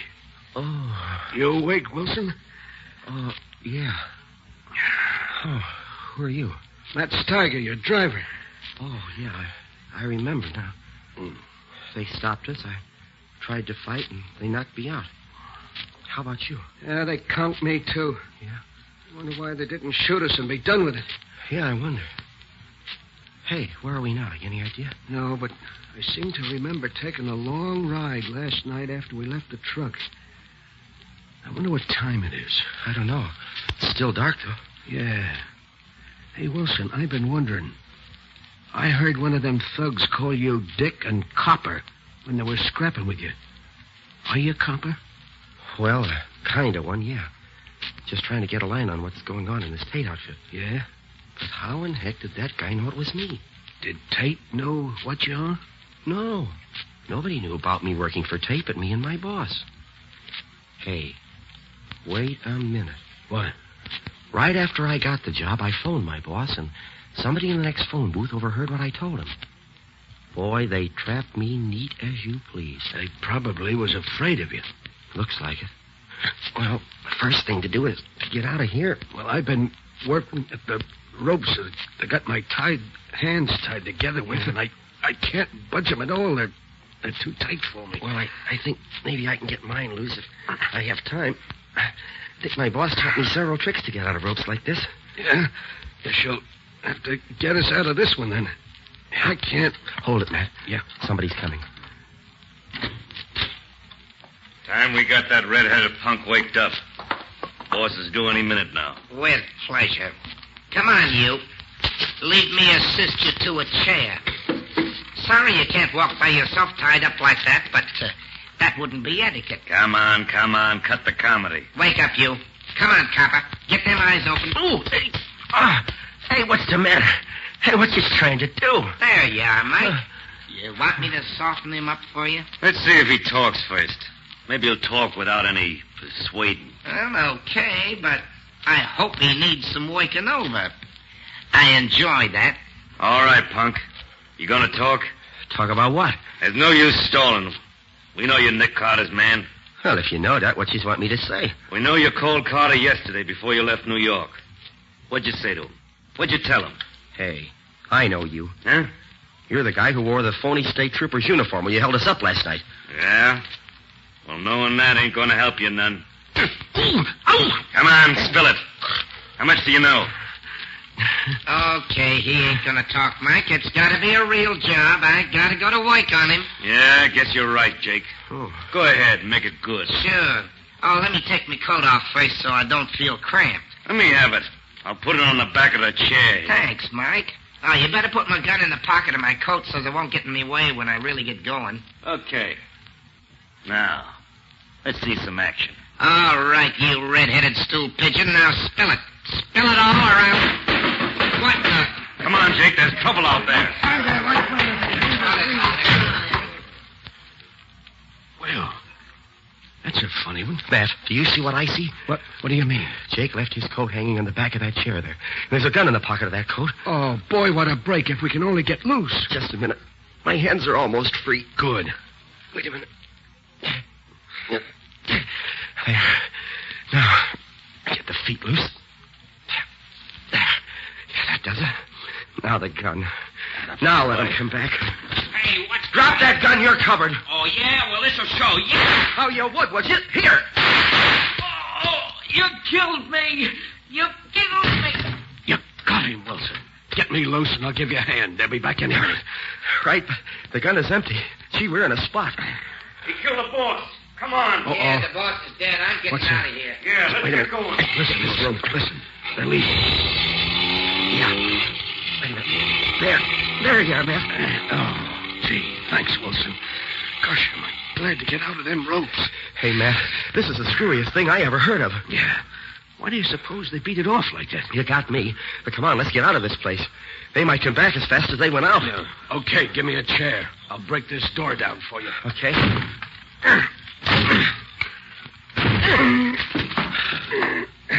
Gosh, Matt. There he is on the floor, the boss. And 2 holes through his forehead. You sure hit him square in the bullseye. Wait till I take off his mask and see if I know... Matt. What? It's Mr. Tate. Who? The owner of the trucking company. Mr. Tate? Yeah. Tate racketeering his own business? Attacking his own trucks? But that doesn't make sense, Matt. Boy, I'll say it doesn't. Why should he want to destroy his own business? And why would he ask Nick to investigate? Hey, we got to get out of here. Yeah. Or we're going to get out. There may be some more of them in there. Can you see him? Yeah. Oh, they're state troopers. Oh, it's boy. okay, man. Open up in there. Come on with your hands up. Come on, you're surrounded and outnumbered. Don't shoot. We're coming out. Get that door open before they shoot. We surrender. Get your hands up. I got 2 here, men. Watch the back of the house. Right, Sergeant. Oh, gosh, are we glad to see you. Yeah, keep your hands up. Oh, yeah, sure. Look, I'm Scubby Wilson, and this is Matt Steiger. I'm Nick Carter's assistant. You look it. Who's the dead man lying there? Well, that's Mr. Tate. I just shot him. No, you did. Well, that'll send you to the chair, all right. Oh, no. No, you don't understand. He's the chief of the hijackers. Well, he was holding us prisoners here. That's a good one. Where's the gun you killed him with? Well, it's in the other room. Keep your hands up. But, officer, you don't understand. I suppose you're going to tell me you shot him in self-defense, huh? Yeah, that's just what I did. Well, look, you can ask Matt here. That's right, officer. He was going to kill us both. Yeah. Sure. Where's the gun he was going to kill you with? Well, it was in his hand when I saw it last. Well, it ain't here now. You're a bum liar, feller. I suppose that after you shot him between the eyes, killing him instantly, He walked over to the window, threw his gun away, and then came back here, lay down, and died. Oh, but gosh, officer, I saw him. Put your hands out. Huh? What? Put your hands out. Oh, but you can't put handcuffs on me. No? Watch me. Be sure they're on good and tight, Sergeant. I will, that. Nick! Oh, hello, Scubby. Having a good time? You know this guy, Mr. Carter? Does he know me? Oh, tell him who I am, Nick. Yes, Sergeant, I'm afraid I have to confess that I do know him. He's my assistant, although he hasn't been much of assistance in this case. Shall I let him go, then? Yes, I'll take charge of him. Okay, if you say so. Oh, gosh, Nick, am I glad to see you. Oh, this is Matt Steiger, the guy who was driving the truck I was on. Hello, Mr. Carter. Glad to know you. Hey, look, I heard some shooting a few minutes ago. Did you get some of the gang? Yes, Scubby. Morgan and 4 men. We ran that car off the road and caught them all. Morgan's pretty badly wounded, but he'll pull through. So Morgan was in on it after all. Morgan was the head of the gang. Oh, no. No, Morgan wasn't the head of the gang, Nick. The head of the gang is lying there, dead. And I shot him. Put 2 bullets in him in self-defense. Who is he? You know him? Know him. It's Mr. Tate. Mr. Tate? Why, he had nothing to do with this. He sure did, Nick. Why, he was holding us prisoners here. Sure, Matt can tell you. That's true, Mr. Carter. He tried to kill Wilson, and Wilson shot him. I tell you, Tate had nothing to do with this gang, Scubby. Oh, what makes you so sure, Nick? I did a lot of investigating in town today, and I found that Morgan has been trying to borrow money anywhere and everywhere he could to take advantage of what he called a chance to get going a good business, dirt cheap. Well, that obviously meant Tate's business, especially since the $40 a truck the racketeers asked was unquestionably intended to drive Tate out of business rather than to get the money out of him. But Morgan was one of the drivers who got beaten up, Nick. Who said so? Morgan. Nobody else knew anything about it, and it gave him a swell alibi. I think that Regan, the driver who was killed the other day, probably was shot because he recognized Morgan. But, Nick, everything you say about Morgan could have been true of Tate just as well. Not quite, Scubby. I found out several other things during my investigation today that proved definitely that Morgan's the one. But, Nick, I shot Tate not 5 minutes ago while he was trying to kill me. I wonder. You shot him 5 minutes ago. How does it happen that he's been dead for at least 3 hours? Dead for 3 hours? No question about it. Rigor mortis has already begun to set in. Scubby, somebody's put one over on you. Well, what do you mean, Nick? Where's the gun you shot him with? Oh, the trooper took it. Yeah, that's right. Here it is, Mr. Carter. Thanks. Mm-hmm. Look here. How does it happen that you shot him with blank cartridges? Oh, Nick, now don't tell me. Here are the shells I just took out of that gun you used. 4 of them have been fired previously. And you can see that the other 2, the 2 left for you to fire, have had the bullets pried out of them. Now, you see the mark on the edge of the shell? Yeah. So you couldn't have shot him. But, Mr. Carter, I saw Wilson plug him. I saw him falling dead as the door closed behind him. There's no question about it. There's no question but what you thought you saw that. But it was all planned, just that way. Planned? Certainly. How come you were able to get out of the ropes you were tied up with so fast? How come there was nobody in the room when you got hold of the gun? Why do you suppose that gun was left where you could get your hands on it? That is what happened, isn't it? Yes, Nick. As right as if you'd been here to see it. It couldn't have been any other way. Tate probably had a hunch Morgan was guilty and trailed him here. Morgan caught him, shot him with his gun. Then he wiped his prints off it, and he planted it where you could get at it. Then, at the psychological moment, Morgan, with a mask over his face, opened the door so you could see him and shot at you. Then you shot at him, as he knew you would, using the 2 shells he had left in the gun for you. The 2 shells with no bullets in them. Then he pretended to fall dead, carefully shutting the door as he did so that you couldn't see what happened next. Oh, I see, Nick. And then he put Tate's body there by the door with a mask over his face. Right.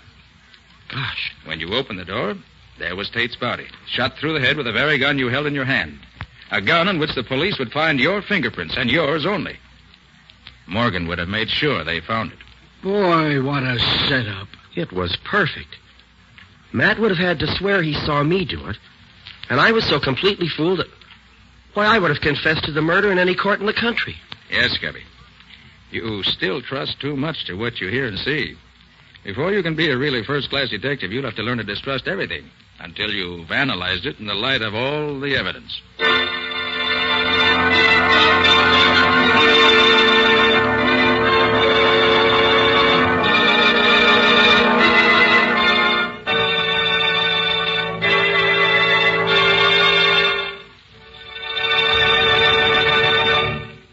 has been another of the strange adventures of Nick Carter, Master Detective, which are brought to you regularly at this time by WOR Mutual. Well, Nick, what about next week's story? Can you give us a hint? Next week, my story concerns a murderer who killed his victims according to the sign of the zodiac under which they were born. A very unpleasant and dangerous man, I might add. Yes, definitely. Patsy and I got so close on his trail that he tried 2 different times to get rid of us. But in his attempts to be very clever, he made a bad mistake, and Nick caught him. And caught the murderer, too, I imagine. Quite right. After a chase. I call the story The Horoscope Murders. So long. See you next week. So long. So long to you, Nick and Patsy. In the strange adventure you have just heard, Nick Carter was impersonated by Lon Clark, Patsy by Helen Choate, Scubby by John Kane. Original music was played by Lou White. The entire production was written and directed by Jock McGregor.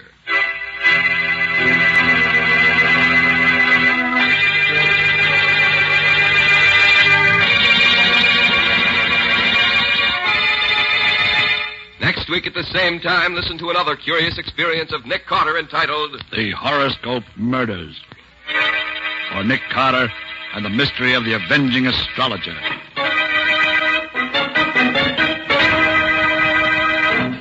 This story is a copyrighted feature of Street & Smith Publications, Incorporated. The Return of Nick Carter is produced in the studios of WOR and is broadcast over most of these stations every Saturday evening at 7 o'clock Eastern War Time. And don't forget that the adventures of Nick Carter's adopted son, Chick Carter, are broadcast over most of these stations Mondays through Fridays at 5:30 p.m. Eastern War Time. This is Mutual.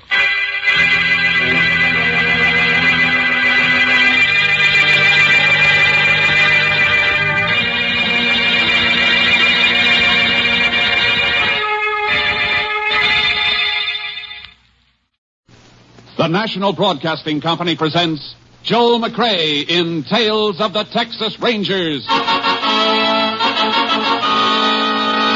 Tonight, transcribed from Hollywood, another authentic reenactment of a case from the files of the Texas Rangers.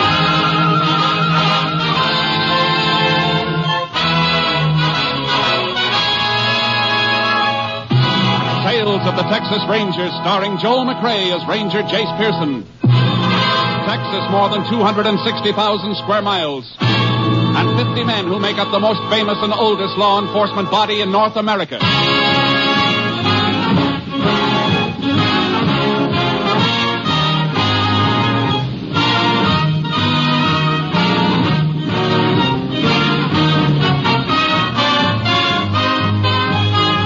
Now, from the files of the Texas Rangers come these stories based on fact. Only names, dates, and places are fictitious for obvious reasons. The events themselves are a matter of record.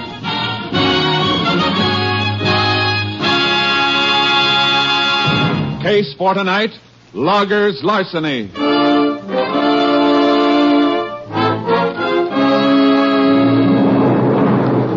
It is mid-afternoon, September 7th, 1938. 2 loggers employed by the Gulf Lumber Company are marking timber near a lonely stretch of company logging road in the Piney Woods region of East Texas. There. Cutting crew ought to be able to see that mark. Yeah.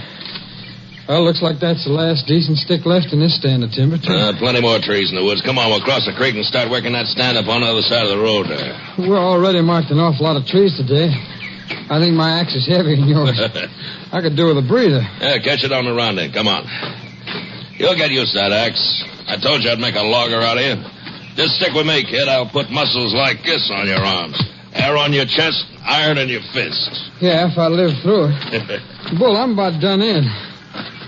Oh, man, that creek sure looks good. Yeah, don't let it fool you. Ain't fit to drink down here. Sawdust pile at the mill poisoned it. Well, what do we do, Wade? Sure, ain't deep enough to swim, is it? Or do you want to ride across piggyback? Hey, Bull, look. Huh? Over there on the other side. Up there against that old cut-over stump. That's a car. Yeah, upside down, all smashed up. Well, come on. Somebody might be hurt. Hey, Bull, that's one of the company cars on the mill. Yeah, I see. Sure is wrecked, ain't it? Yeah. Hey, smell that gasoline. Tank's busted wide open. Sure good thing there wasn't a spark. Uh-huh. There'd been some fire if that gas had caught. Hey, look here, kid. In the front seat. Who is it, Bull? It's old man Hutton. What's left of him. It's a paymaster. Come on, we better get him out of there. No, we can't do nothing for him. But get a load of this bank bag. Hey, that's full of money. Uh-huh. Payroll for the mill. Bull, what are you doing? What are you stuffing that money in your shirt for? Look, kid, we ain't been around here, understand? Hey, you've got no right to that money. Who's got a better one? Who's even going to know it's missing? Unless you shoot off your mouth. You twist my arm. I'll twist your neck right off your shoulders if you let out one word. Bull, the law. Forget the law. Just remember you'll get the worst beating you ever had. You understand? Yeah, I understand. Yeah, that's being smart. Here, throw this sack back in the car while I get my shirt buttoned. But there's still some money left in it. Sure, all the coins and a few bills. No use being a hog, is there? Besides, this is going to look right. Throw it back in the car, I said. Sure, boy. Sure.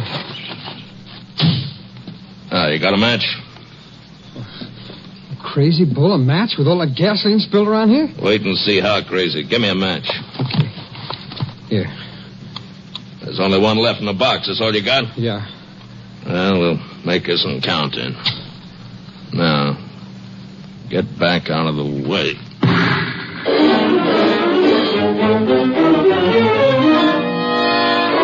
The frantic mill superintendent waited until evening to report the missing paymaster and money.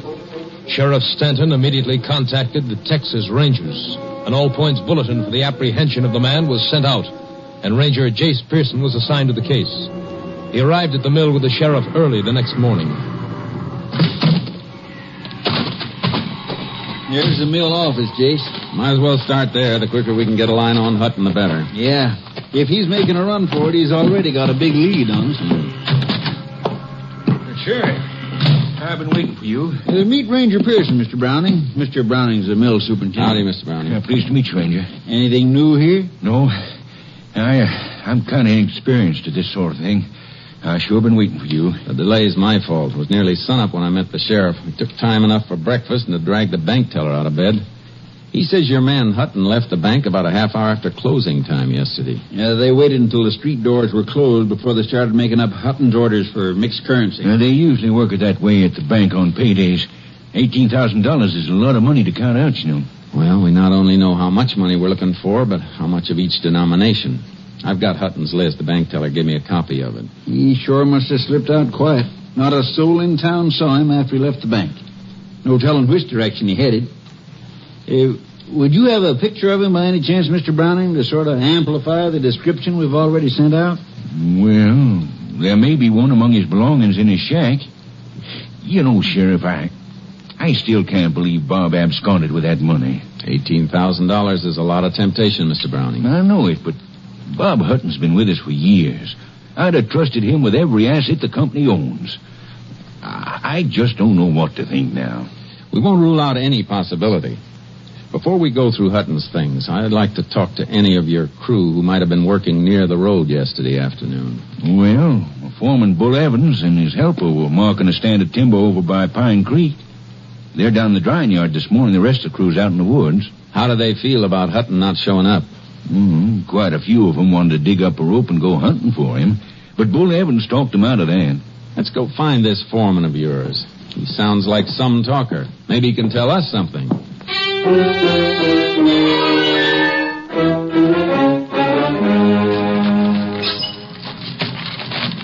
Put your shoulder to the dolly, kid. Here. Yeah, that's good. I will stack this load of sheathing beside that last bunch of 2-bys. Stand them on in and slide them in against the ridgepole there. Okay. This green stuff's as heavy as lead. Stack it up there straight. Want the whole blame rack to come down on top of you? What's the matter with you? You nervous? No, I ain't nervous. Give me a hand, won't you, Bull? Sure. There. Like I told you, keep your mouth shut and nothing will happen to you. Okay. Get that next stick now. Like that? Maybe we'll make a logger out of you yet. Bull, look, here comes the boss and a ranger. Yeah, and the sheriff. So what? Grab that next stick and remember what I told you about talking. Hello, boss. Sheriff, find old man Hutton on the payroll yet? Well, this is Ranger Pearson. Oh, howdy, Ranger. Ranger and the sheriff want to ask you and the boy some questions. Well, sure. Glad to help. Hey, kid, hold it a minute there, will you? Yeah, sure.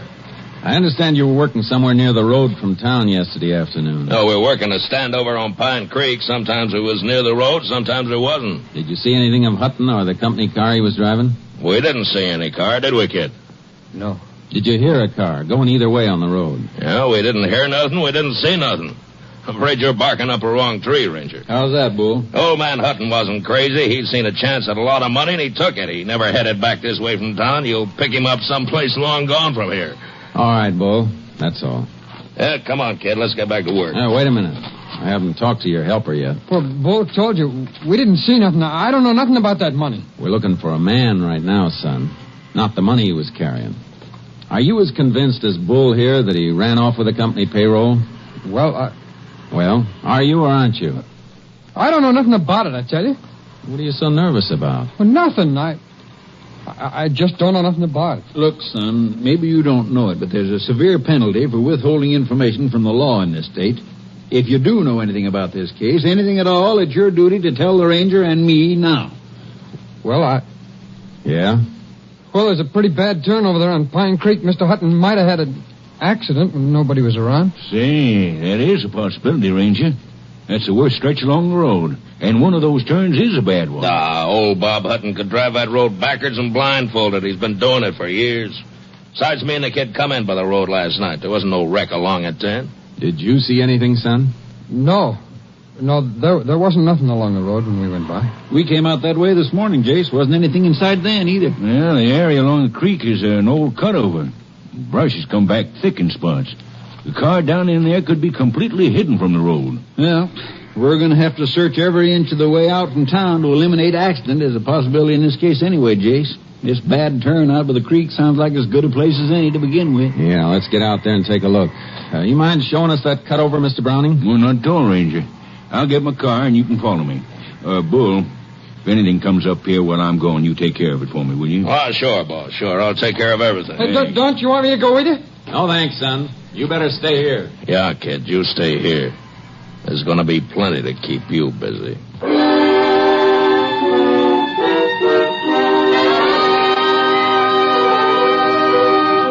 Roadside tracks and broken brush near the bad turn on Pine Creek were so faint we nearly missed them. The car itself was completely screened from the road by brush. It was badly burned and lay upside down on an open patch of grass. The body of its driver slumped near the wheel. It's an accident, all right, Jayce. Seems like. Good heavens. What a way to die. Marks indicate Hutton lost control when he left the road. Judging from the damage to the car, I think there's no question but what he was dead when the wreck caught fire. I hope so. I told you I couldn't believe Bob Hutton would steal that money. Looks like you were right, Mr. Browning. Here, look in this window. Yeah. What a mess. There's your money, what's left of it. There beside the springs of that burned seat cushion. Oh, yeah. I see some corn rolls with the wrappers burned off. And that fluff of ash on top of them is what's left of the paper money. It's hard to believe it would burn that much. And it was a mighty hot fire while it lasted. Even the body metal's warped all out of shape. Well, Jayce, looks like it's back to town for us. I got to get an undertaker's wagon out here to pick up his body. Yeah, I'll have to kill that all-points wanted bulletin on Hutton, too. Guess that'll about wind this up, huh? I'm not so sure, Sheriff. What do you mean? Well, this just doesn't feel quite right. What doesn't? Finding this car like this. We might have looked for a day before we found it down here in this brush. Don't you have more to go on than that, Ranger? No, nothing more. Just a hunch. It seems like working on hunches would be kind of dangerous in your business. It usually is, for somebody. Come on, I want to get back to the mill. Well, what do you want to go back there for? You don't need a phone. You can use your car radio. Yeah, I know. But there's something funny about this, and I want to get it cleared up. Hey, Sheriff, look out. Watch where you're stepping. What is it? That matchbox. Oh. Hey, wait a minute. What's so important about a matchbox? It could be plenty important. Here, look where it's lying. I don't get you, Jayce. All right, look up there, Sheriff. That's where Hutton's car turned over. It slid down from there on its roof. The matchbox is right in the track, and it hasn't been crushed. Meaning it was dropped after the wreck. What? That's right, Sheriff. Let's see. It's empty. The last match was used and the box thrown away. Well, used for what, Ranger?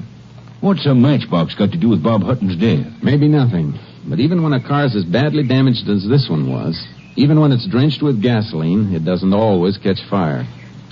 Let's go back a minute. Do you know what you're saying? I think so. You mean somebody could have deliberately set this car afire after the accident? If this was an accident. Oh, but look, Jayce, the only possible reason for arson in a case like this would be to cover taking the money Hutton had with him, and it's still there. What's left of it, anyway. I know, Sheriff. There we are. Give me a hand, will you, Sheriff? Sure, Jayce. What do you want to do? And see if we can't get what's left of that money out without disturbing the ash around it. I want to send it into the lab. What'll that get you? If any of it's missing, they may be able to tell us.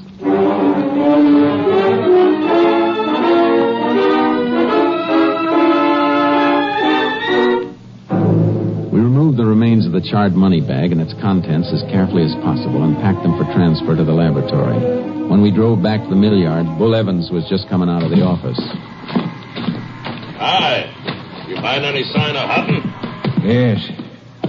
He's dead, Bull. Dead? He had an accident near Pine Creek. Just about where that kid suggested we look, too. Well, can you beat that? Where is the kid? I think we'd better talk to him again. Well, you ain't going to get much out of him, Ranger. Why? No, these young punks never look where they're going or what they're doing. He's got himself really bunged up. Where is he?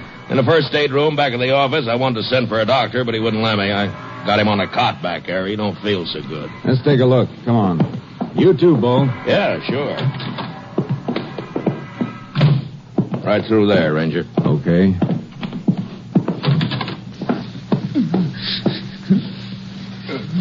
Easy, kid. Let's have a look at you. No. Leave me be. Why, his face is beat to a pulp. Bruises on his ribs and belly, too. What happened to you, son? No, go away. You better answer the ranger, boy. What happened to you? Go on, kid. Tell him what happened. The drying rack. It fell on me.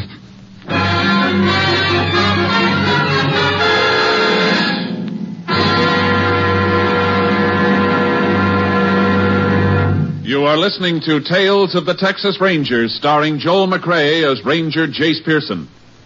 We continue now with tonight's case, Loggers' Larceny, an authentic story from the files of the Texas Rangers.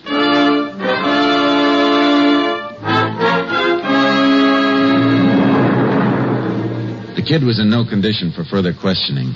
When we were unable to persuade him to submit to medical treatment, the sheriff and I returned to town and had a talk with the justice of the peace.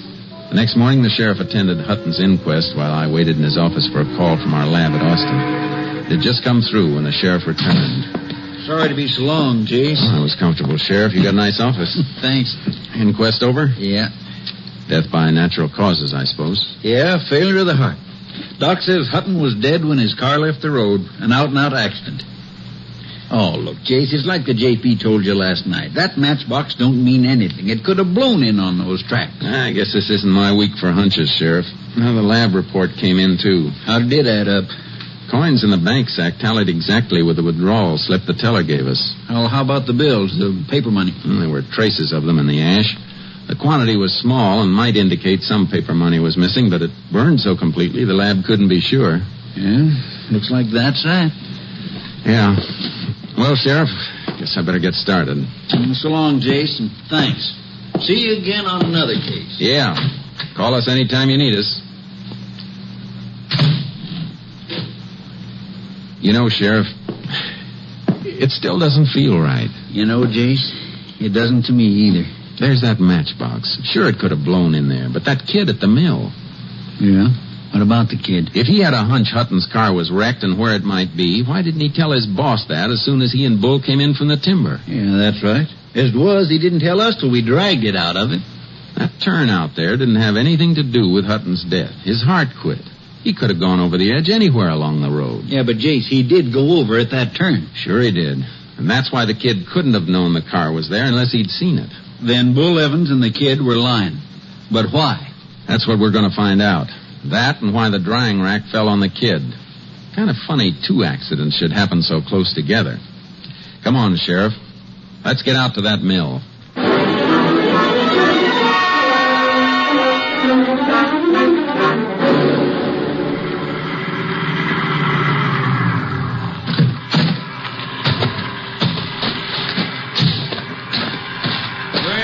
Hey, I didn't look for you and Ranger Pearson back. Something new come up? Not exactly, Mr. Browning. Just a few loose ends. I want to talk to that kid who was hurt yesterday. How is he? Oh, apparently a lot better than he looks. How's that? He was up for breakfast this morning. Insisted he was in shape to work. In shape to work? That's what he claimed. That kid was in shape for a hospital. Bull backed him up. He'd been taking care of him. I guess he ought to know. They around the yard here? Well, Bull didn't figure the kid was quite up to yard work. They went out with a felon crew. Together? Sure. Bull said he'd watch after the kid. Oh, he did, huh? Where are they? Up in the northeast quarter of Section 3 someplace, about 4 miles out. Come on, Sheriff. We better get out there. That kid was in no condition to work. Well, you can't make it in a car. We haven't got our access road to that section finished yet. You got any horses here? Yeah, the one I use for making my rounds of the cruise is saddled up out back. Bring it around for the sheriff. I'll get my horse unloaded from the trailer. Right away, Ranger. Come on, Sheriff. Get on the other side of that end gate, will you? Sure. You think that kid's in any danger, Jayce? What do you think? I'm beginning to think so. So am I. Oh, back out, Marcy. Steady, boy. Easy, easy, boy. Here you are, Sheriff. Stirrups ought to be about right. Thanks, Mr. Browning. Now, you take that work road at the corner of the yard. You begin to hit some of the crew out at the end of it.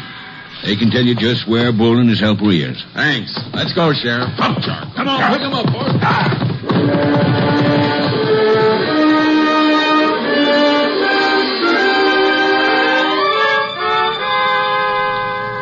Following Mr. Browning's directions, we found some of his sawyers and axemen at work in deep woods. They sent us on to others, knowing only that Bull Evans and the kid were working somewhere up ahead. Hold it, Sheriff. Oh, Charlie. Listen. Somebody working over there. Yeah, come on. Let's go, Charlie. Yeah, come on, boy. Is it Bull and the kid? No. Ooh, Charcoal. Hey there. Hi. Howdy, Sheriff. Ranger. What you doing out here? Looking for Bull Evans and his partner. Boys down the line said they were up this way. Yeah, they were a little while ago. Where'd they go? Blame if I know. Them two are crazy. Crazy? What do you mean? That Bull was working over there. You can see the cut he was making. Uh-huh. The kid wasn't worth much, bunged up the way he was, so he was just fooling around, kind of grubbing out a little brush. Well, Bull come over to bum a smoke off of me, and when he turned around, the kid was gone. Gone? Yeah, slipped off in the brush. Bull hollered for him. When he didn't get no answer, Bull took right off after him, swearing fit to make old Paul Bunyan turn over in his grave. How long ago? 10, maybe 15 minutes ago. Come on, Sheriff. Hey, look, what is all that? Tell you later, son. Come on, let's go. Lift him, Charlie.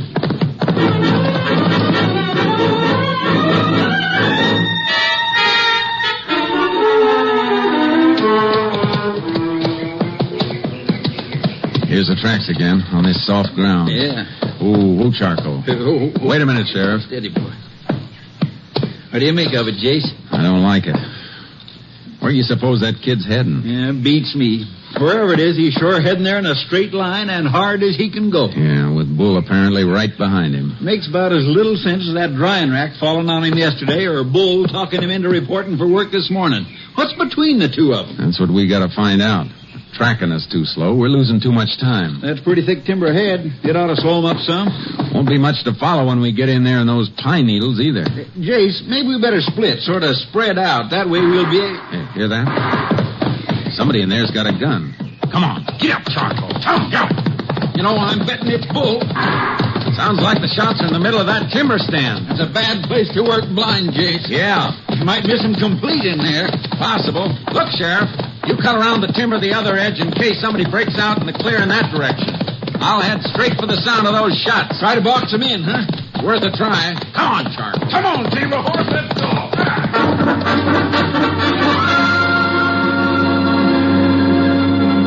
Deep into the timber, I stopped near a blowdown. A huge living pine tree blown over onto the ground. I wanted to listen for movement, but I knew an armed man was somewhere ahead of me, and Charcoal seemed to sense my tenseness. Whoa, Charcoal. Steady, boy, steady. Take it easy, Charky. Confound it, what are you shying away from? Whoa, boy. All right. Crawl out from under that blowdown. No, don't shoot. Nobody's going to shoot, kid. Crawl out of there. No, get away, will you? Leave me be. He'll kill me if he finds me. Get hold of yourself, kid. Who'll kill you? What for? Bull. He almost caught me. You're all right now, son. Come on out. He shot at me. I crawled in there and he lost me. He ran on past. I heard him. But he'll be back. You better tell me why he's after you. Come on, spill it quick. Oh, I saw him take the money. From Hutton's wrecked car? Yeah, we came down to the creek and there it was. He took the money and threw a match into the gasoline. He burned the car. Mr. Hutton's still in it. Oh, settle down. Take it easy.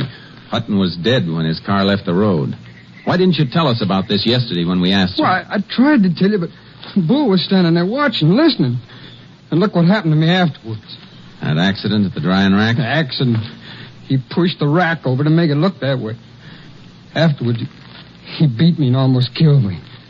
Came close enough. Why didn't you sneak out to Mr. Browning with your story last night? I never got a chance. Bull got a gun out of his possibles bag and kept it under his blanket all night, pointed at me. He never slept a wink. I had to get up this morning and make it look like I wanted to come out here to work with him. Why'd you head in this direction when you made your break this morning? Well, I figured if I could get to the money and get it back to Mr. Browning, this would all be over, and, well, then I'd be safe. You know where the money is? Yeah, it's in an old stump in a draw between here and the road. Come on. Charcoal will carry double. We got some riding to do. I could understand the kid's terror. A professional criminal knows the odds against him and seldom goes beyond a certain limit. An amateur is like a man in quicksand, more desperate with every step and more dangerous.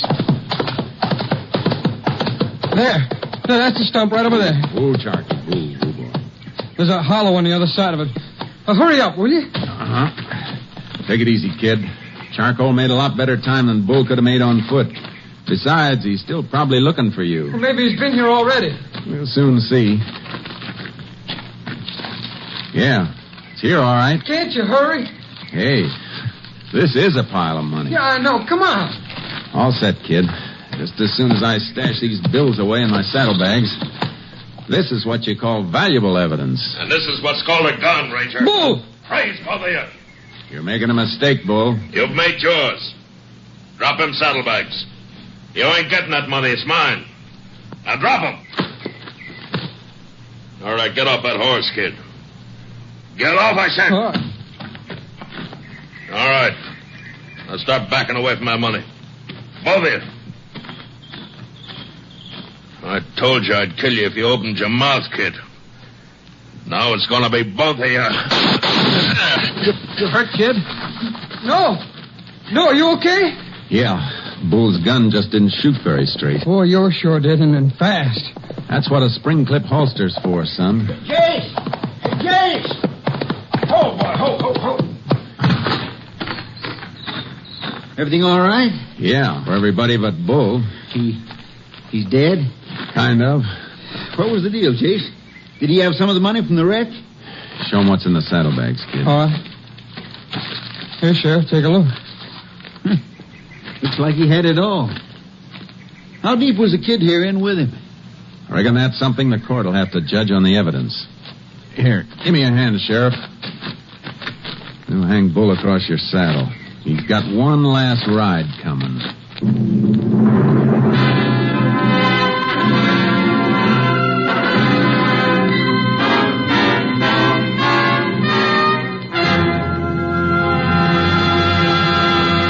On November 12th, 1938, the kid was arraigned before the county court and found innocent of willful complicity in the theft from the paymaster's wrecked car. He was returned to society with a deeper appreciation and understanding of the duties of a citizen in the face of crime.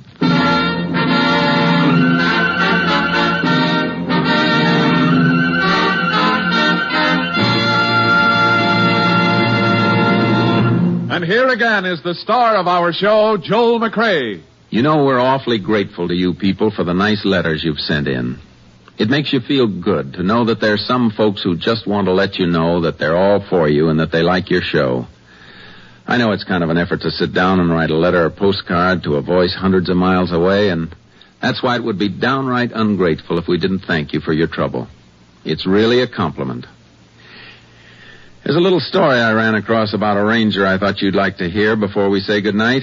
I thought it was kind of funny. It seems that in the days when the Texas Rangers were charged with the enforcement of the prohibition laws, their reputation for apprehending offenders caused moonshiners to keep a sharp eye out for these famed officers. One day on a lonely road in East Texas, a moonshiner with a load of bootleg whiskey rounded a turn and came upon a man dressed in khaki clothes, big hat, and boots, signaling him to stop. Frantically, he grabbed a wrench and broke all 10 of the 1-gallon bottles of whiskey. Turning to the man in the road, he called, "You can't arrest me, Ranger. You ain't got no evidence." "What do you mean, fellow?" replied the Texas Ranger. "I have a flat tire. Can you loan me your jack?" Good night, folks. See you again next week. Next week, Joel McRae in another authentic reenactment of a case from the files of the Texas Rangers.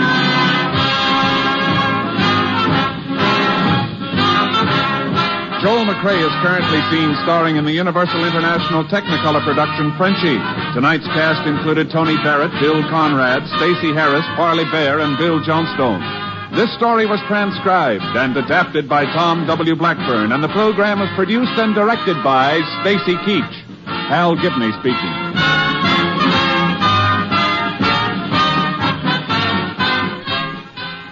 Three chimes mean good times on NBC. Monday is for music, the best in music on NBC. Tomorrow evening, the telephone hour brings you contralto Marian Anderson as guest soloist. And for a melodic blend of light classical and classical music, you're invited to the second concert in a new Monday evening series by the Boston Pops under the baton of Arthur Fiedler.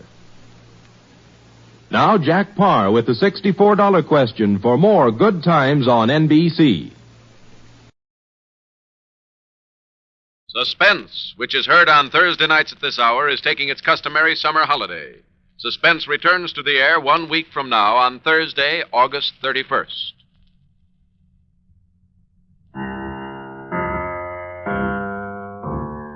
Ladies and gentlemen, a $5,000 reward will be offered on the program immediately following this announcement.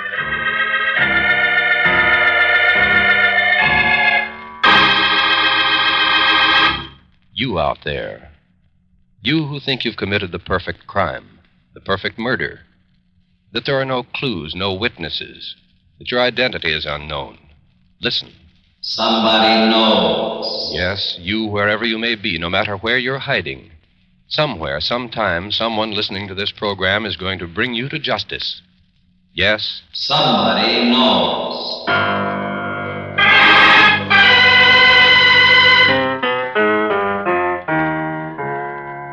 The Columbia Broadcasting System presents Somebody Knows, a program conceived in the public interest, dedicated to aiding the forces of law and order in the solution of this nation's unsolved crimes. Ladies and gentlemen, we're going to recreate for you tonight all the known facts in an actual unsolved murder. Somewhere, someone among you's had contact with a killer or killers. Someone whose identity need never be known has seen evidence or possesses information that can lead to the solution of this crime. In the public interest, the Columbia Broadcasting System offers $5,000 reward for evidence or information leading to the arrest and conviction of the killer in this unsolved murder. We ask you then to please listen carefully, for you may be the one to win this reward. Somebody knows. It may be you.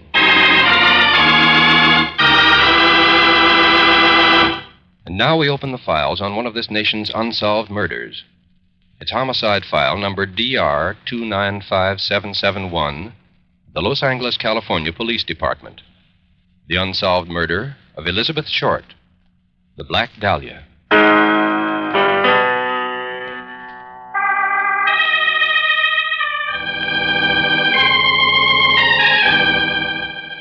It is approximately 6:45 a.m., the morning of Wednesday, January 15th, 1947.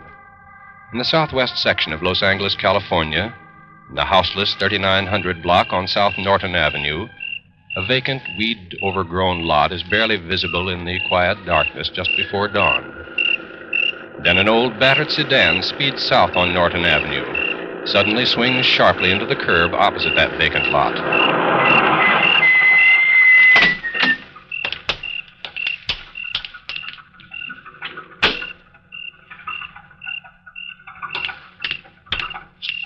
The car remains at that location for approximately 3 minutes. During that time, the driver makes 2 hasty trips across the paved sidewalk between the car and the vacant lot. Then, when the task is completed, the driver re-enters the car and speeds away.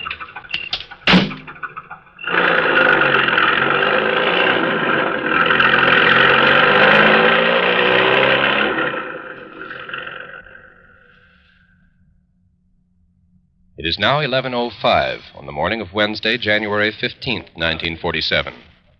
A monitor on a police complaint switchboard in the Communications Division of the Los Angeles Police Department answers an incoming call. Los Angeles Police Department Complaint Division. Hello, I want to report a body. Body, ma'am? Yes, a nude body. It's lying there just off the sidewalk in the vacant lot. Where is this lot, ma'am? It's in the 3900 block on South Norton Avenue. Thank you. We'll have somebody out there right away. It is now 11:07, Wednesday morning, January 15th, 1947. Radio car 302, manned by officers F.S. Perkins and W.E. Fitzgerald of the University Division, is cruising in the southwestern section of Los Angeles. Code 2, a 390 down on the west side of Norton Avenue, 3900 block. Uh-oh. Crank it up, Code Fitz. 2, a 390 down on the west side of Norton, 3900 block. Car 302, acknowledge. 302, got it. In response to the Code 2 broadcast, the radio car proceeds immediately to the 3900 block on Norton Avenue and pulls over to the curb on the west side of the street.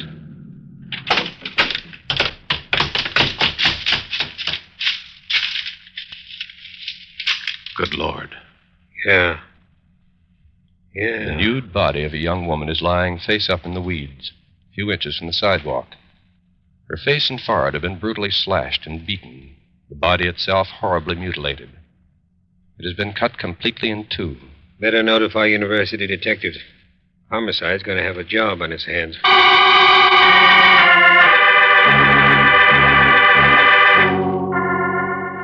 The officers report their findings to the University Police Division.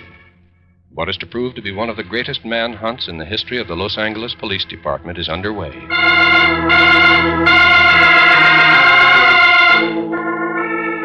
Early efforts to identify the victim of the murder prove unsuccessful. And at 7:25 o'clock on the night of January 15th, 1947, an all-points broadcast is put out. Attention all police officers, all cars and divisions. Wanted identification of this person found murdered this a.m. Description follows. Female, American, young, height 5'6", weight 118 pounds. All fingernails bitten to quick. Black hair recently henned. Eyes grayish-green. Small nose up-tipped slightly. High forehead and hairline. No earlobe.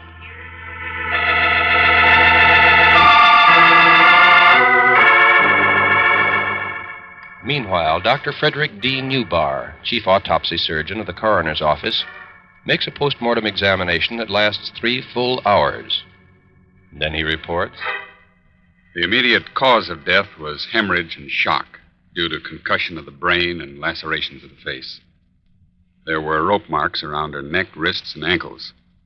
These, along with the severe mutilations of the body, indicate the victim was probably tied and sadistically tortured before her death. Fingerprints are taken at the morgue, and at 2 a.m. on the morning of January 16th, 1947, enlarged photographs are flashed by wire photo to the FBI in Washington. Emergency. Request immediate search. And within 5 hours, a reply comes in from the FBI. Positive identification of prints made from those recorded in this office September 1943. Subject Elizabeth Short. Age that date 19 years. Clerk at Camp Cook, Lompoc, California, Post Exchange. Arrested Santa Barbara, California for drinking with soldiers in local cafe. Description follows. Height 5'6", weight 100. With the positive identification of the victim as Elizabeth Short, the police investigation swings into high gear. Her mother, Mrs. Phoebe May Short of Medford, Massachusetts, is notified and within hours arrives at the Los Angeles airport. Elizabeth wanted to get into pictures. That was her principal ambition. But she wrote to me 10 days ago that she was working in a naval hospital then in San Diego. I just can't believe that my daughter is... Sure, I know Beth Short. She was a swell kid. I'll say she had men friends, plenty of them. Gee, she was a pretty kid with that dark hair and that pretty white skin. And when she got all dolled up in that sheer black clothes, that's how she got her nickname, you know. That's why everybody called her the Black Dahlia.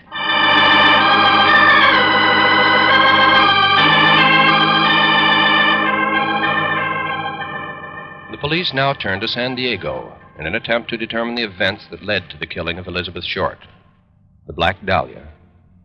At her last known address in San Diego, information is obtained that promises to lead to a major break in the case. Well, I haven't seen Beth for a week or so. I understood she was going back to Hollywood. Some man was going to drive her back. She called him Red. I think he used to be a Marine Corps flyer. Well, let's see. I think it was the night... Yes, the night of January 8th that she left to drive back with him.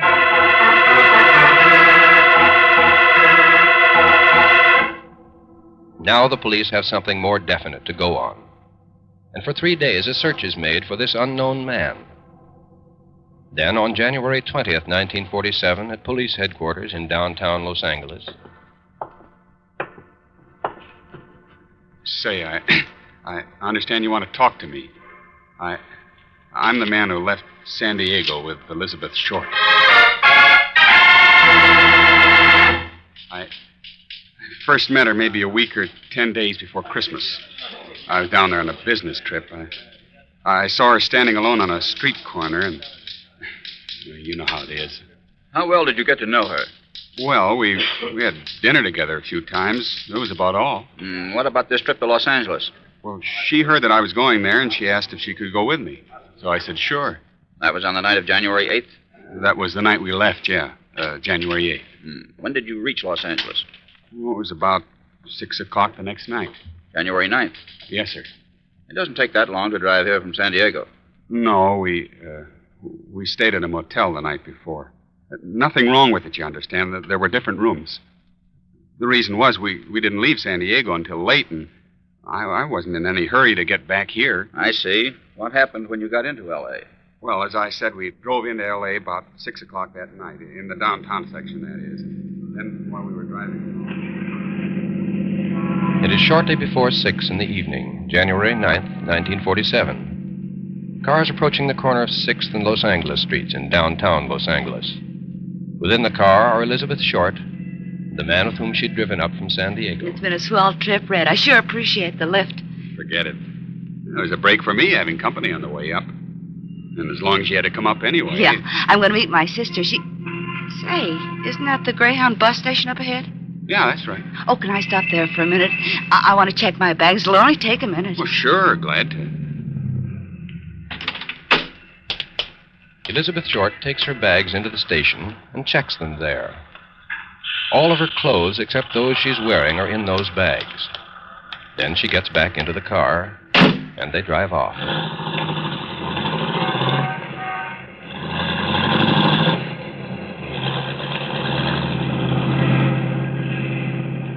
Several minutes later, the car pulls up in front of the Biltmore Hotel at 5th and Olive Streets. Well, here's the Biltmore, Beth. That's where you want to go, isn't it? Yeah, my sister should be in there now. Thanks again for everything. It was really swell. Coming back to town again soon? I expect to, one of these days. Well, be sure and give me a ring when you do. Try the hotel on Orange Drive. If I'm not there, they'll probably know where I am. So long. Goodbye, Beth. As the car drives away, Elizabeth Short stands there a moment alone, looking after it. Then she turns and walks into the lobby of the Biltmore Hotel.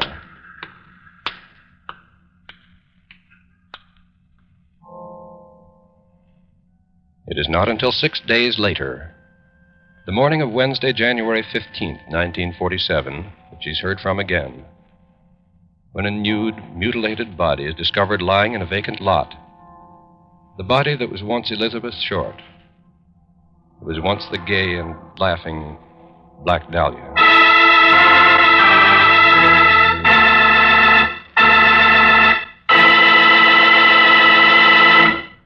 In just a moment, we'll continue with homicide file number DR295771 of the Los Angeles, California Police Department, The unsolved murder of Elizabeth Short, the Black Dahlia.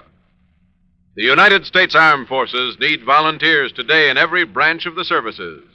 You have the chance to choose not only the branch, but the type of work which you feel will be of the most benefit to you in the years ahead. May we suggest that you go to your nearest recruiting office to see if you are eligible to volunteer and inquire about the many opportunities open to you.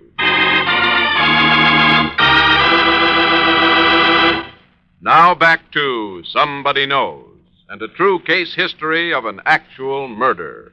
Now, ladies and gentlemen, we'll continue with the rest of the factual information concerning homicide file number DR295771, the records of the Los Angeles, California Police Department. The unsolved murder of Elizabeth Short, the Black Dahlia. Remember, $5,000 will be paid for information leading to the arrest and conviction of her killer.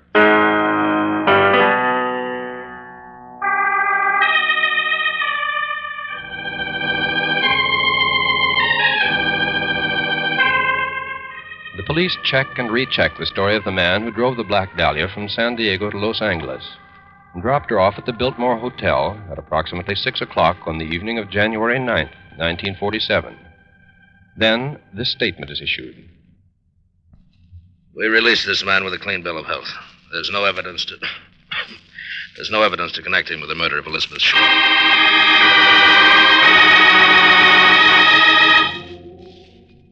Then, on the morning of January 24th, 1947, Robert Hyman, manager of a cafe at 1136 South Crenshaw Boulevard, tells the police. It was early this morning. There was a trash can in front of the cafe, and I spotted a pair of shoes and a purse on top of the stuff there. The purse was large, made of some black plastic stuff, and the shoes looked like black suede. They were stuffed in the purse with the heels sticking out. Very high heels, you know. I didn't think anything of it at the time. And then it hit me. Maybe they were a clue to the Black Dahlia killing.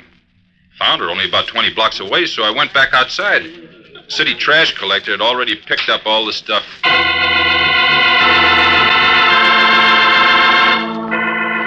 The police immediately make a widespread search for the trash collector's truck and finally locate it at the Los Angeles Byproducts Company.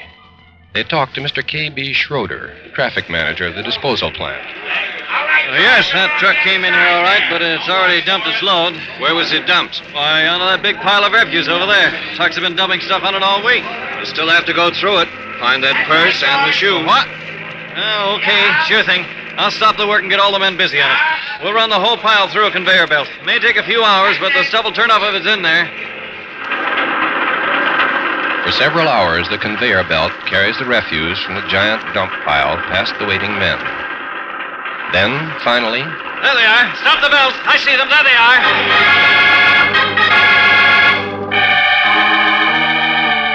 The purse and shoes are recovered from the trash and examined minutely. They answer the description of the purse and shoes worn by Elizabeth Short the night she walked alone into the Biltmore Hotel and disappeared.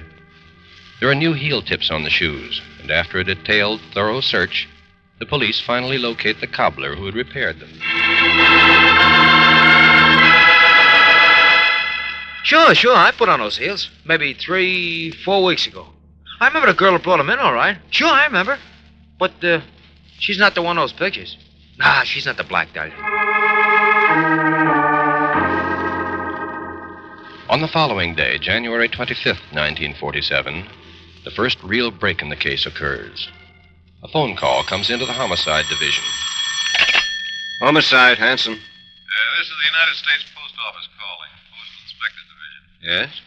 We have something down here that I think will interest you in connection with the Black Dahlia case. Oh, what is it? It's an envelope. And according to the address on it, it contains some personal belongings of the Black Dahlia. Are you interested? We'll be right over.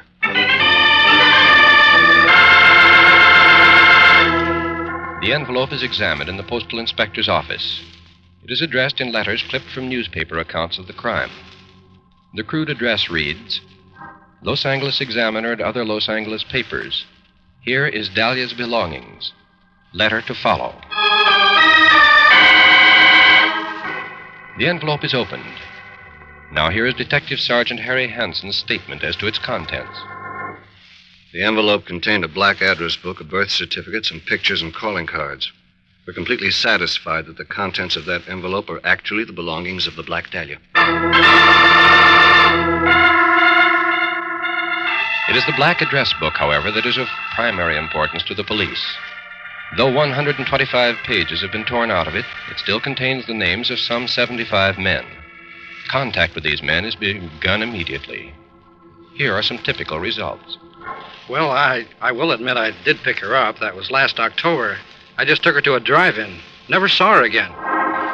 Well, I don't know anything about this. Oh, sure, I knew her. That is, I took her out twice.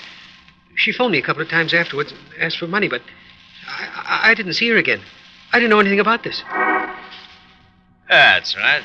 I went out with her a number of times. Sure I did. But, you know how those things are. I haven't seen her for maybe 6 months now. You know how those things are.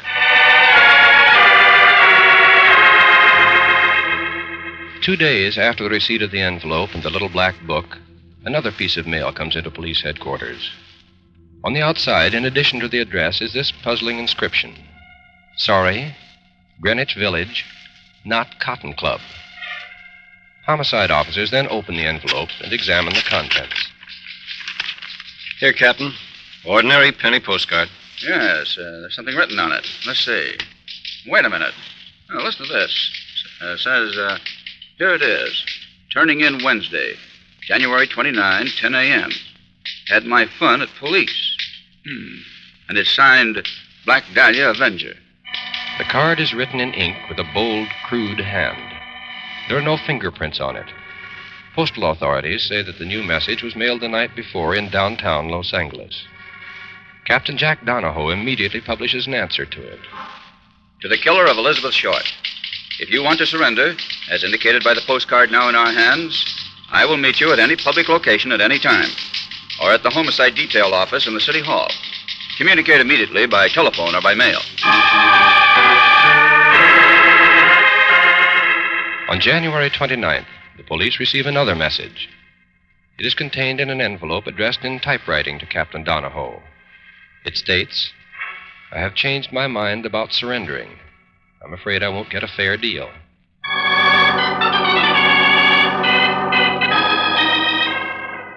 At 1 p.m., with no further word received from the message sender, another answer is drafted and signed by Captain Donahoe, Deputy Chief W.J. Bradley, and Deputy Chief Thad Brown.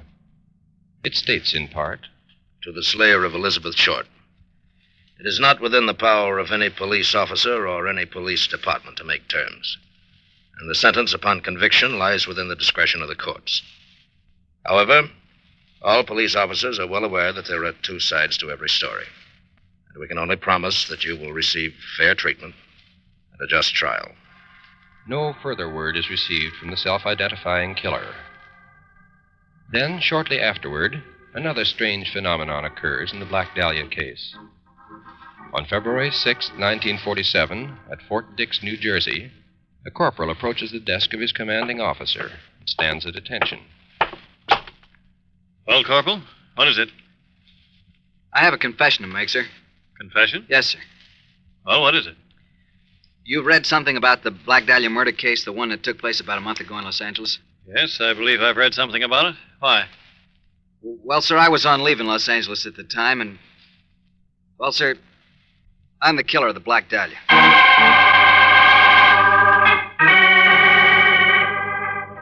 On February 8th, 2 days later, the corporal signs a 50-page statement, a confession to the murder of Elizabeth Short. In addition, he produces a pair of trousers on which bloodstains are found. The Homicide Bureau makes a very careful study of all his claims. The result? The corporal's statement is confused and wandering. No details of the murder are included. The facts that have been given have been very carefully checked and a conclusion reached. It's our opinion that the corporal is not suspect in the murder of Elizabeth Short.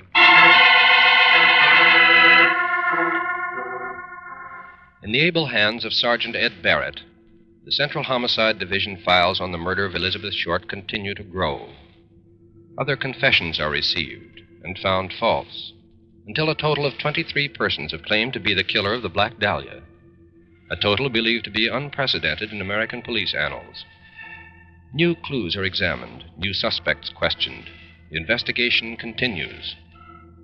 And today, 3 years and 8 months after the discovery of the body of Elizabeth Short, the sentiment of the Homicide Division of the Los Angeles Police Department is still expressed in this way.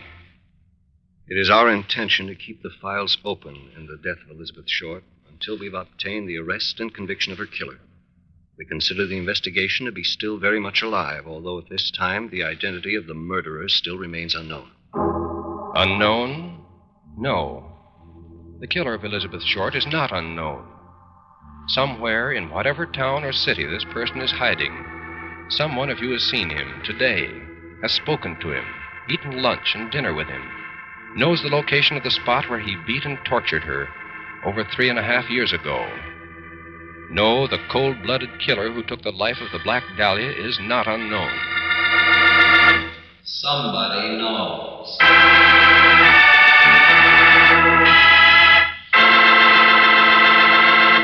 Now listen carefully, please. Listen, all of you, wherever you may be. We're going to give you a recapitulation of pertinent facts in the unsolved murder of Elizabeth Short, the Black Dahlia. Better make a note of them.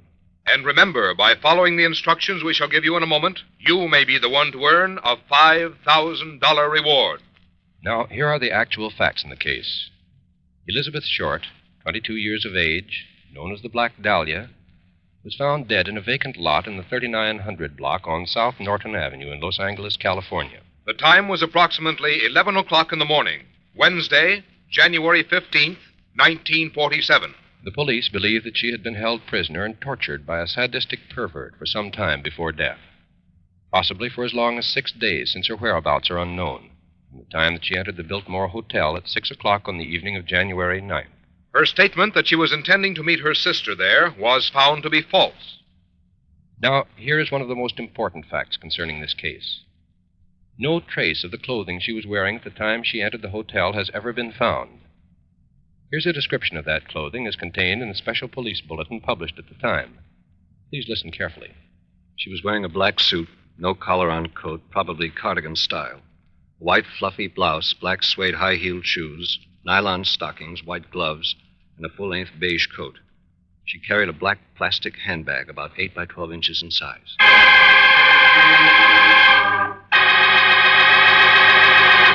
Ladies and gentlemen, if any of you possesses information that may have a bearing on the unsolved murder of Elizabeth Short, Black Dahlia, and please don't send guesses or hunches, but only actual, authentic information, follow these instructions so that your name and identity need never be made known unless you wish. Now listen carefully. Write your information on a plain sheet of paper. Do not sign your name. Instead, sign it with 6 numbers, any arrangement of any 6 numbers. Then tear off a blank corner of that paper with a ragged edge. Write the same 6 numbers on that corner and keep it. Mail the rest of the paper with the information to Somebody Knows, Hollywood, California. You need tell no one what you have done. Mail your letter to Somebody Knows, Hollywood, California. And if the information you've supplied leads to the arrest and conviction of the killer of Elizabeth Short, we'll announce your signature number on your local CBS station. Then, if you don't want your name to be known, go to your lawyer or doctor, your priest, minister, or rabbi, and have him present the torn corner of the paper to any CBS station. In this way, you do not need to appear in person. If the torn corner matches the original paper containing the information, the $5,000 reward will be yours. Remember, you out there, you who have murdered in cold blood and think you've gotten away with it, listen.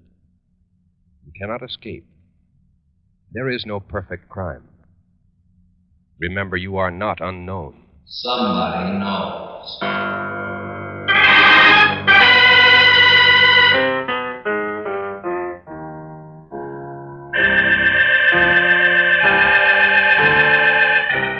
Tonight's case was written by Sidney Marshall from information in the files of the Los Angeles, California Police Department. Research was by Maurice Zim. Music was composed and played by Milton Charles. Somebody Knows is a James L. Safier production in association with CBS by arrangement with the Chicago Sun-Times and is based on a copyright owned by W.L. Finstadt. It was narrated and directed by Jack Johnstone. In order to be eligible for the reward, letters containing actual, authentic information leading to the arrest and conviction of the killer or killers of Elizabeth Short must be addressed to Somebody Knows, Hollywood, California, and must be postmarked not later than midnight, September 13th, 1950. Arrest of the guilty person or persons must occur within 90 days of that date, and conviction must be within 1 year of tonight's broadcast. If more than one person gives the information leading to conviction, our judges will divide the $5,000 reward among them in proportion to the importance the judges attach to the facts supplied. And in this, the decision of our judges will be final. This is Frank Goss saying good night, and remember, somebody knows. There's always an unusual adventure in store for you when Casey, crime photographer, takes his camera in hand to track down the criminal to his lair. Casey, crime photographer, is a regular Thursday night CBS feature. Stay tuned for his latest adventure, which follows immediately on most of these same CBS stations.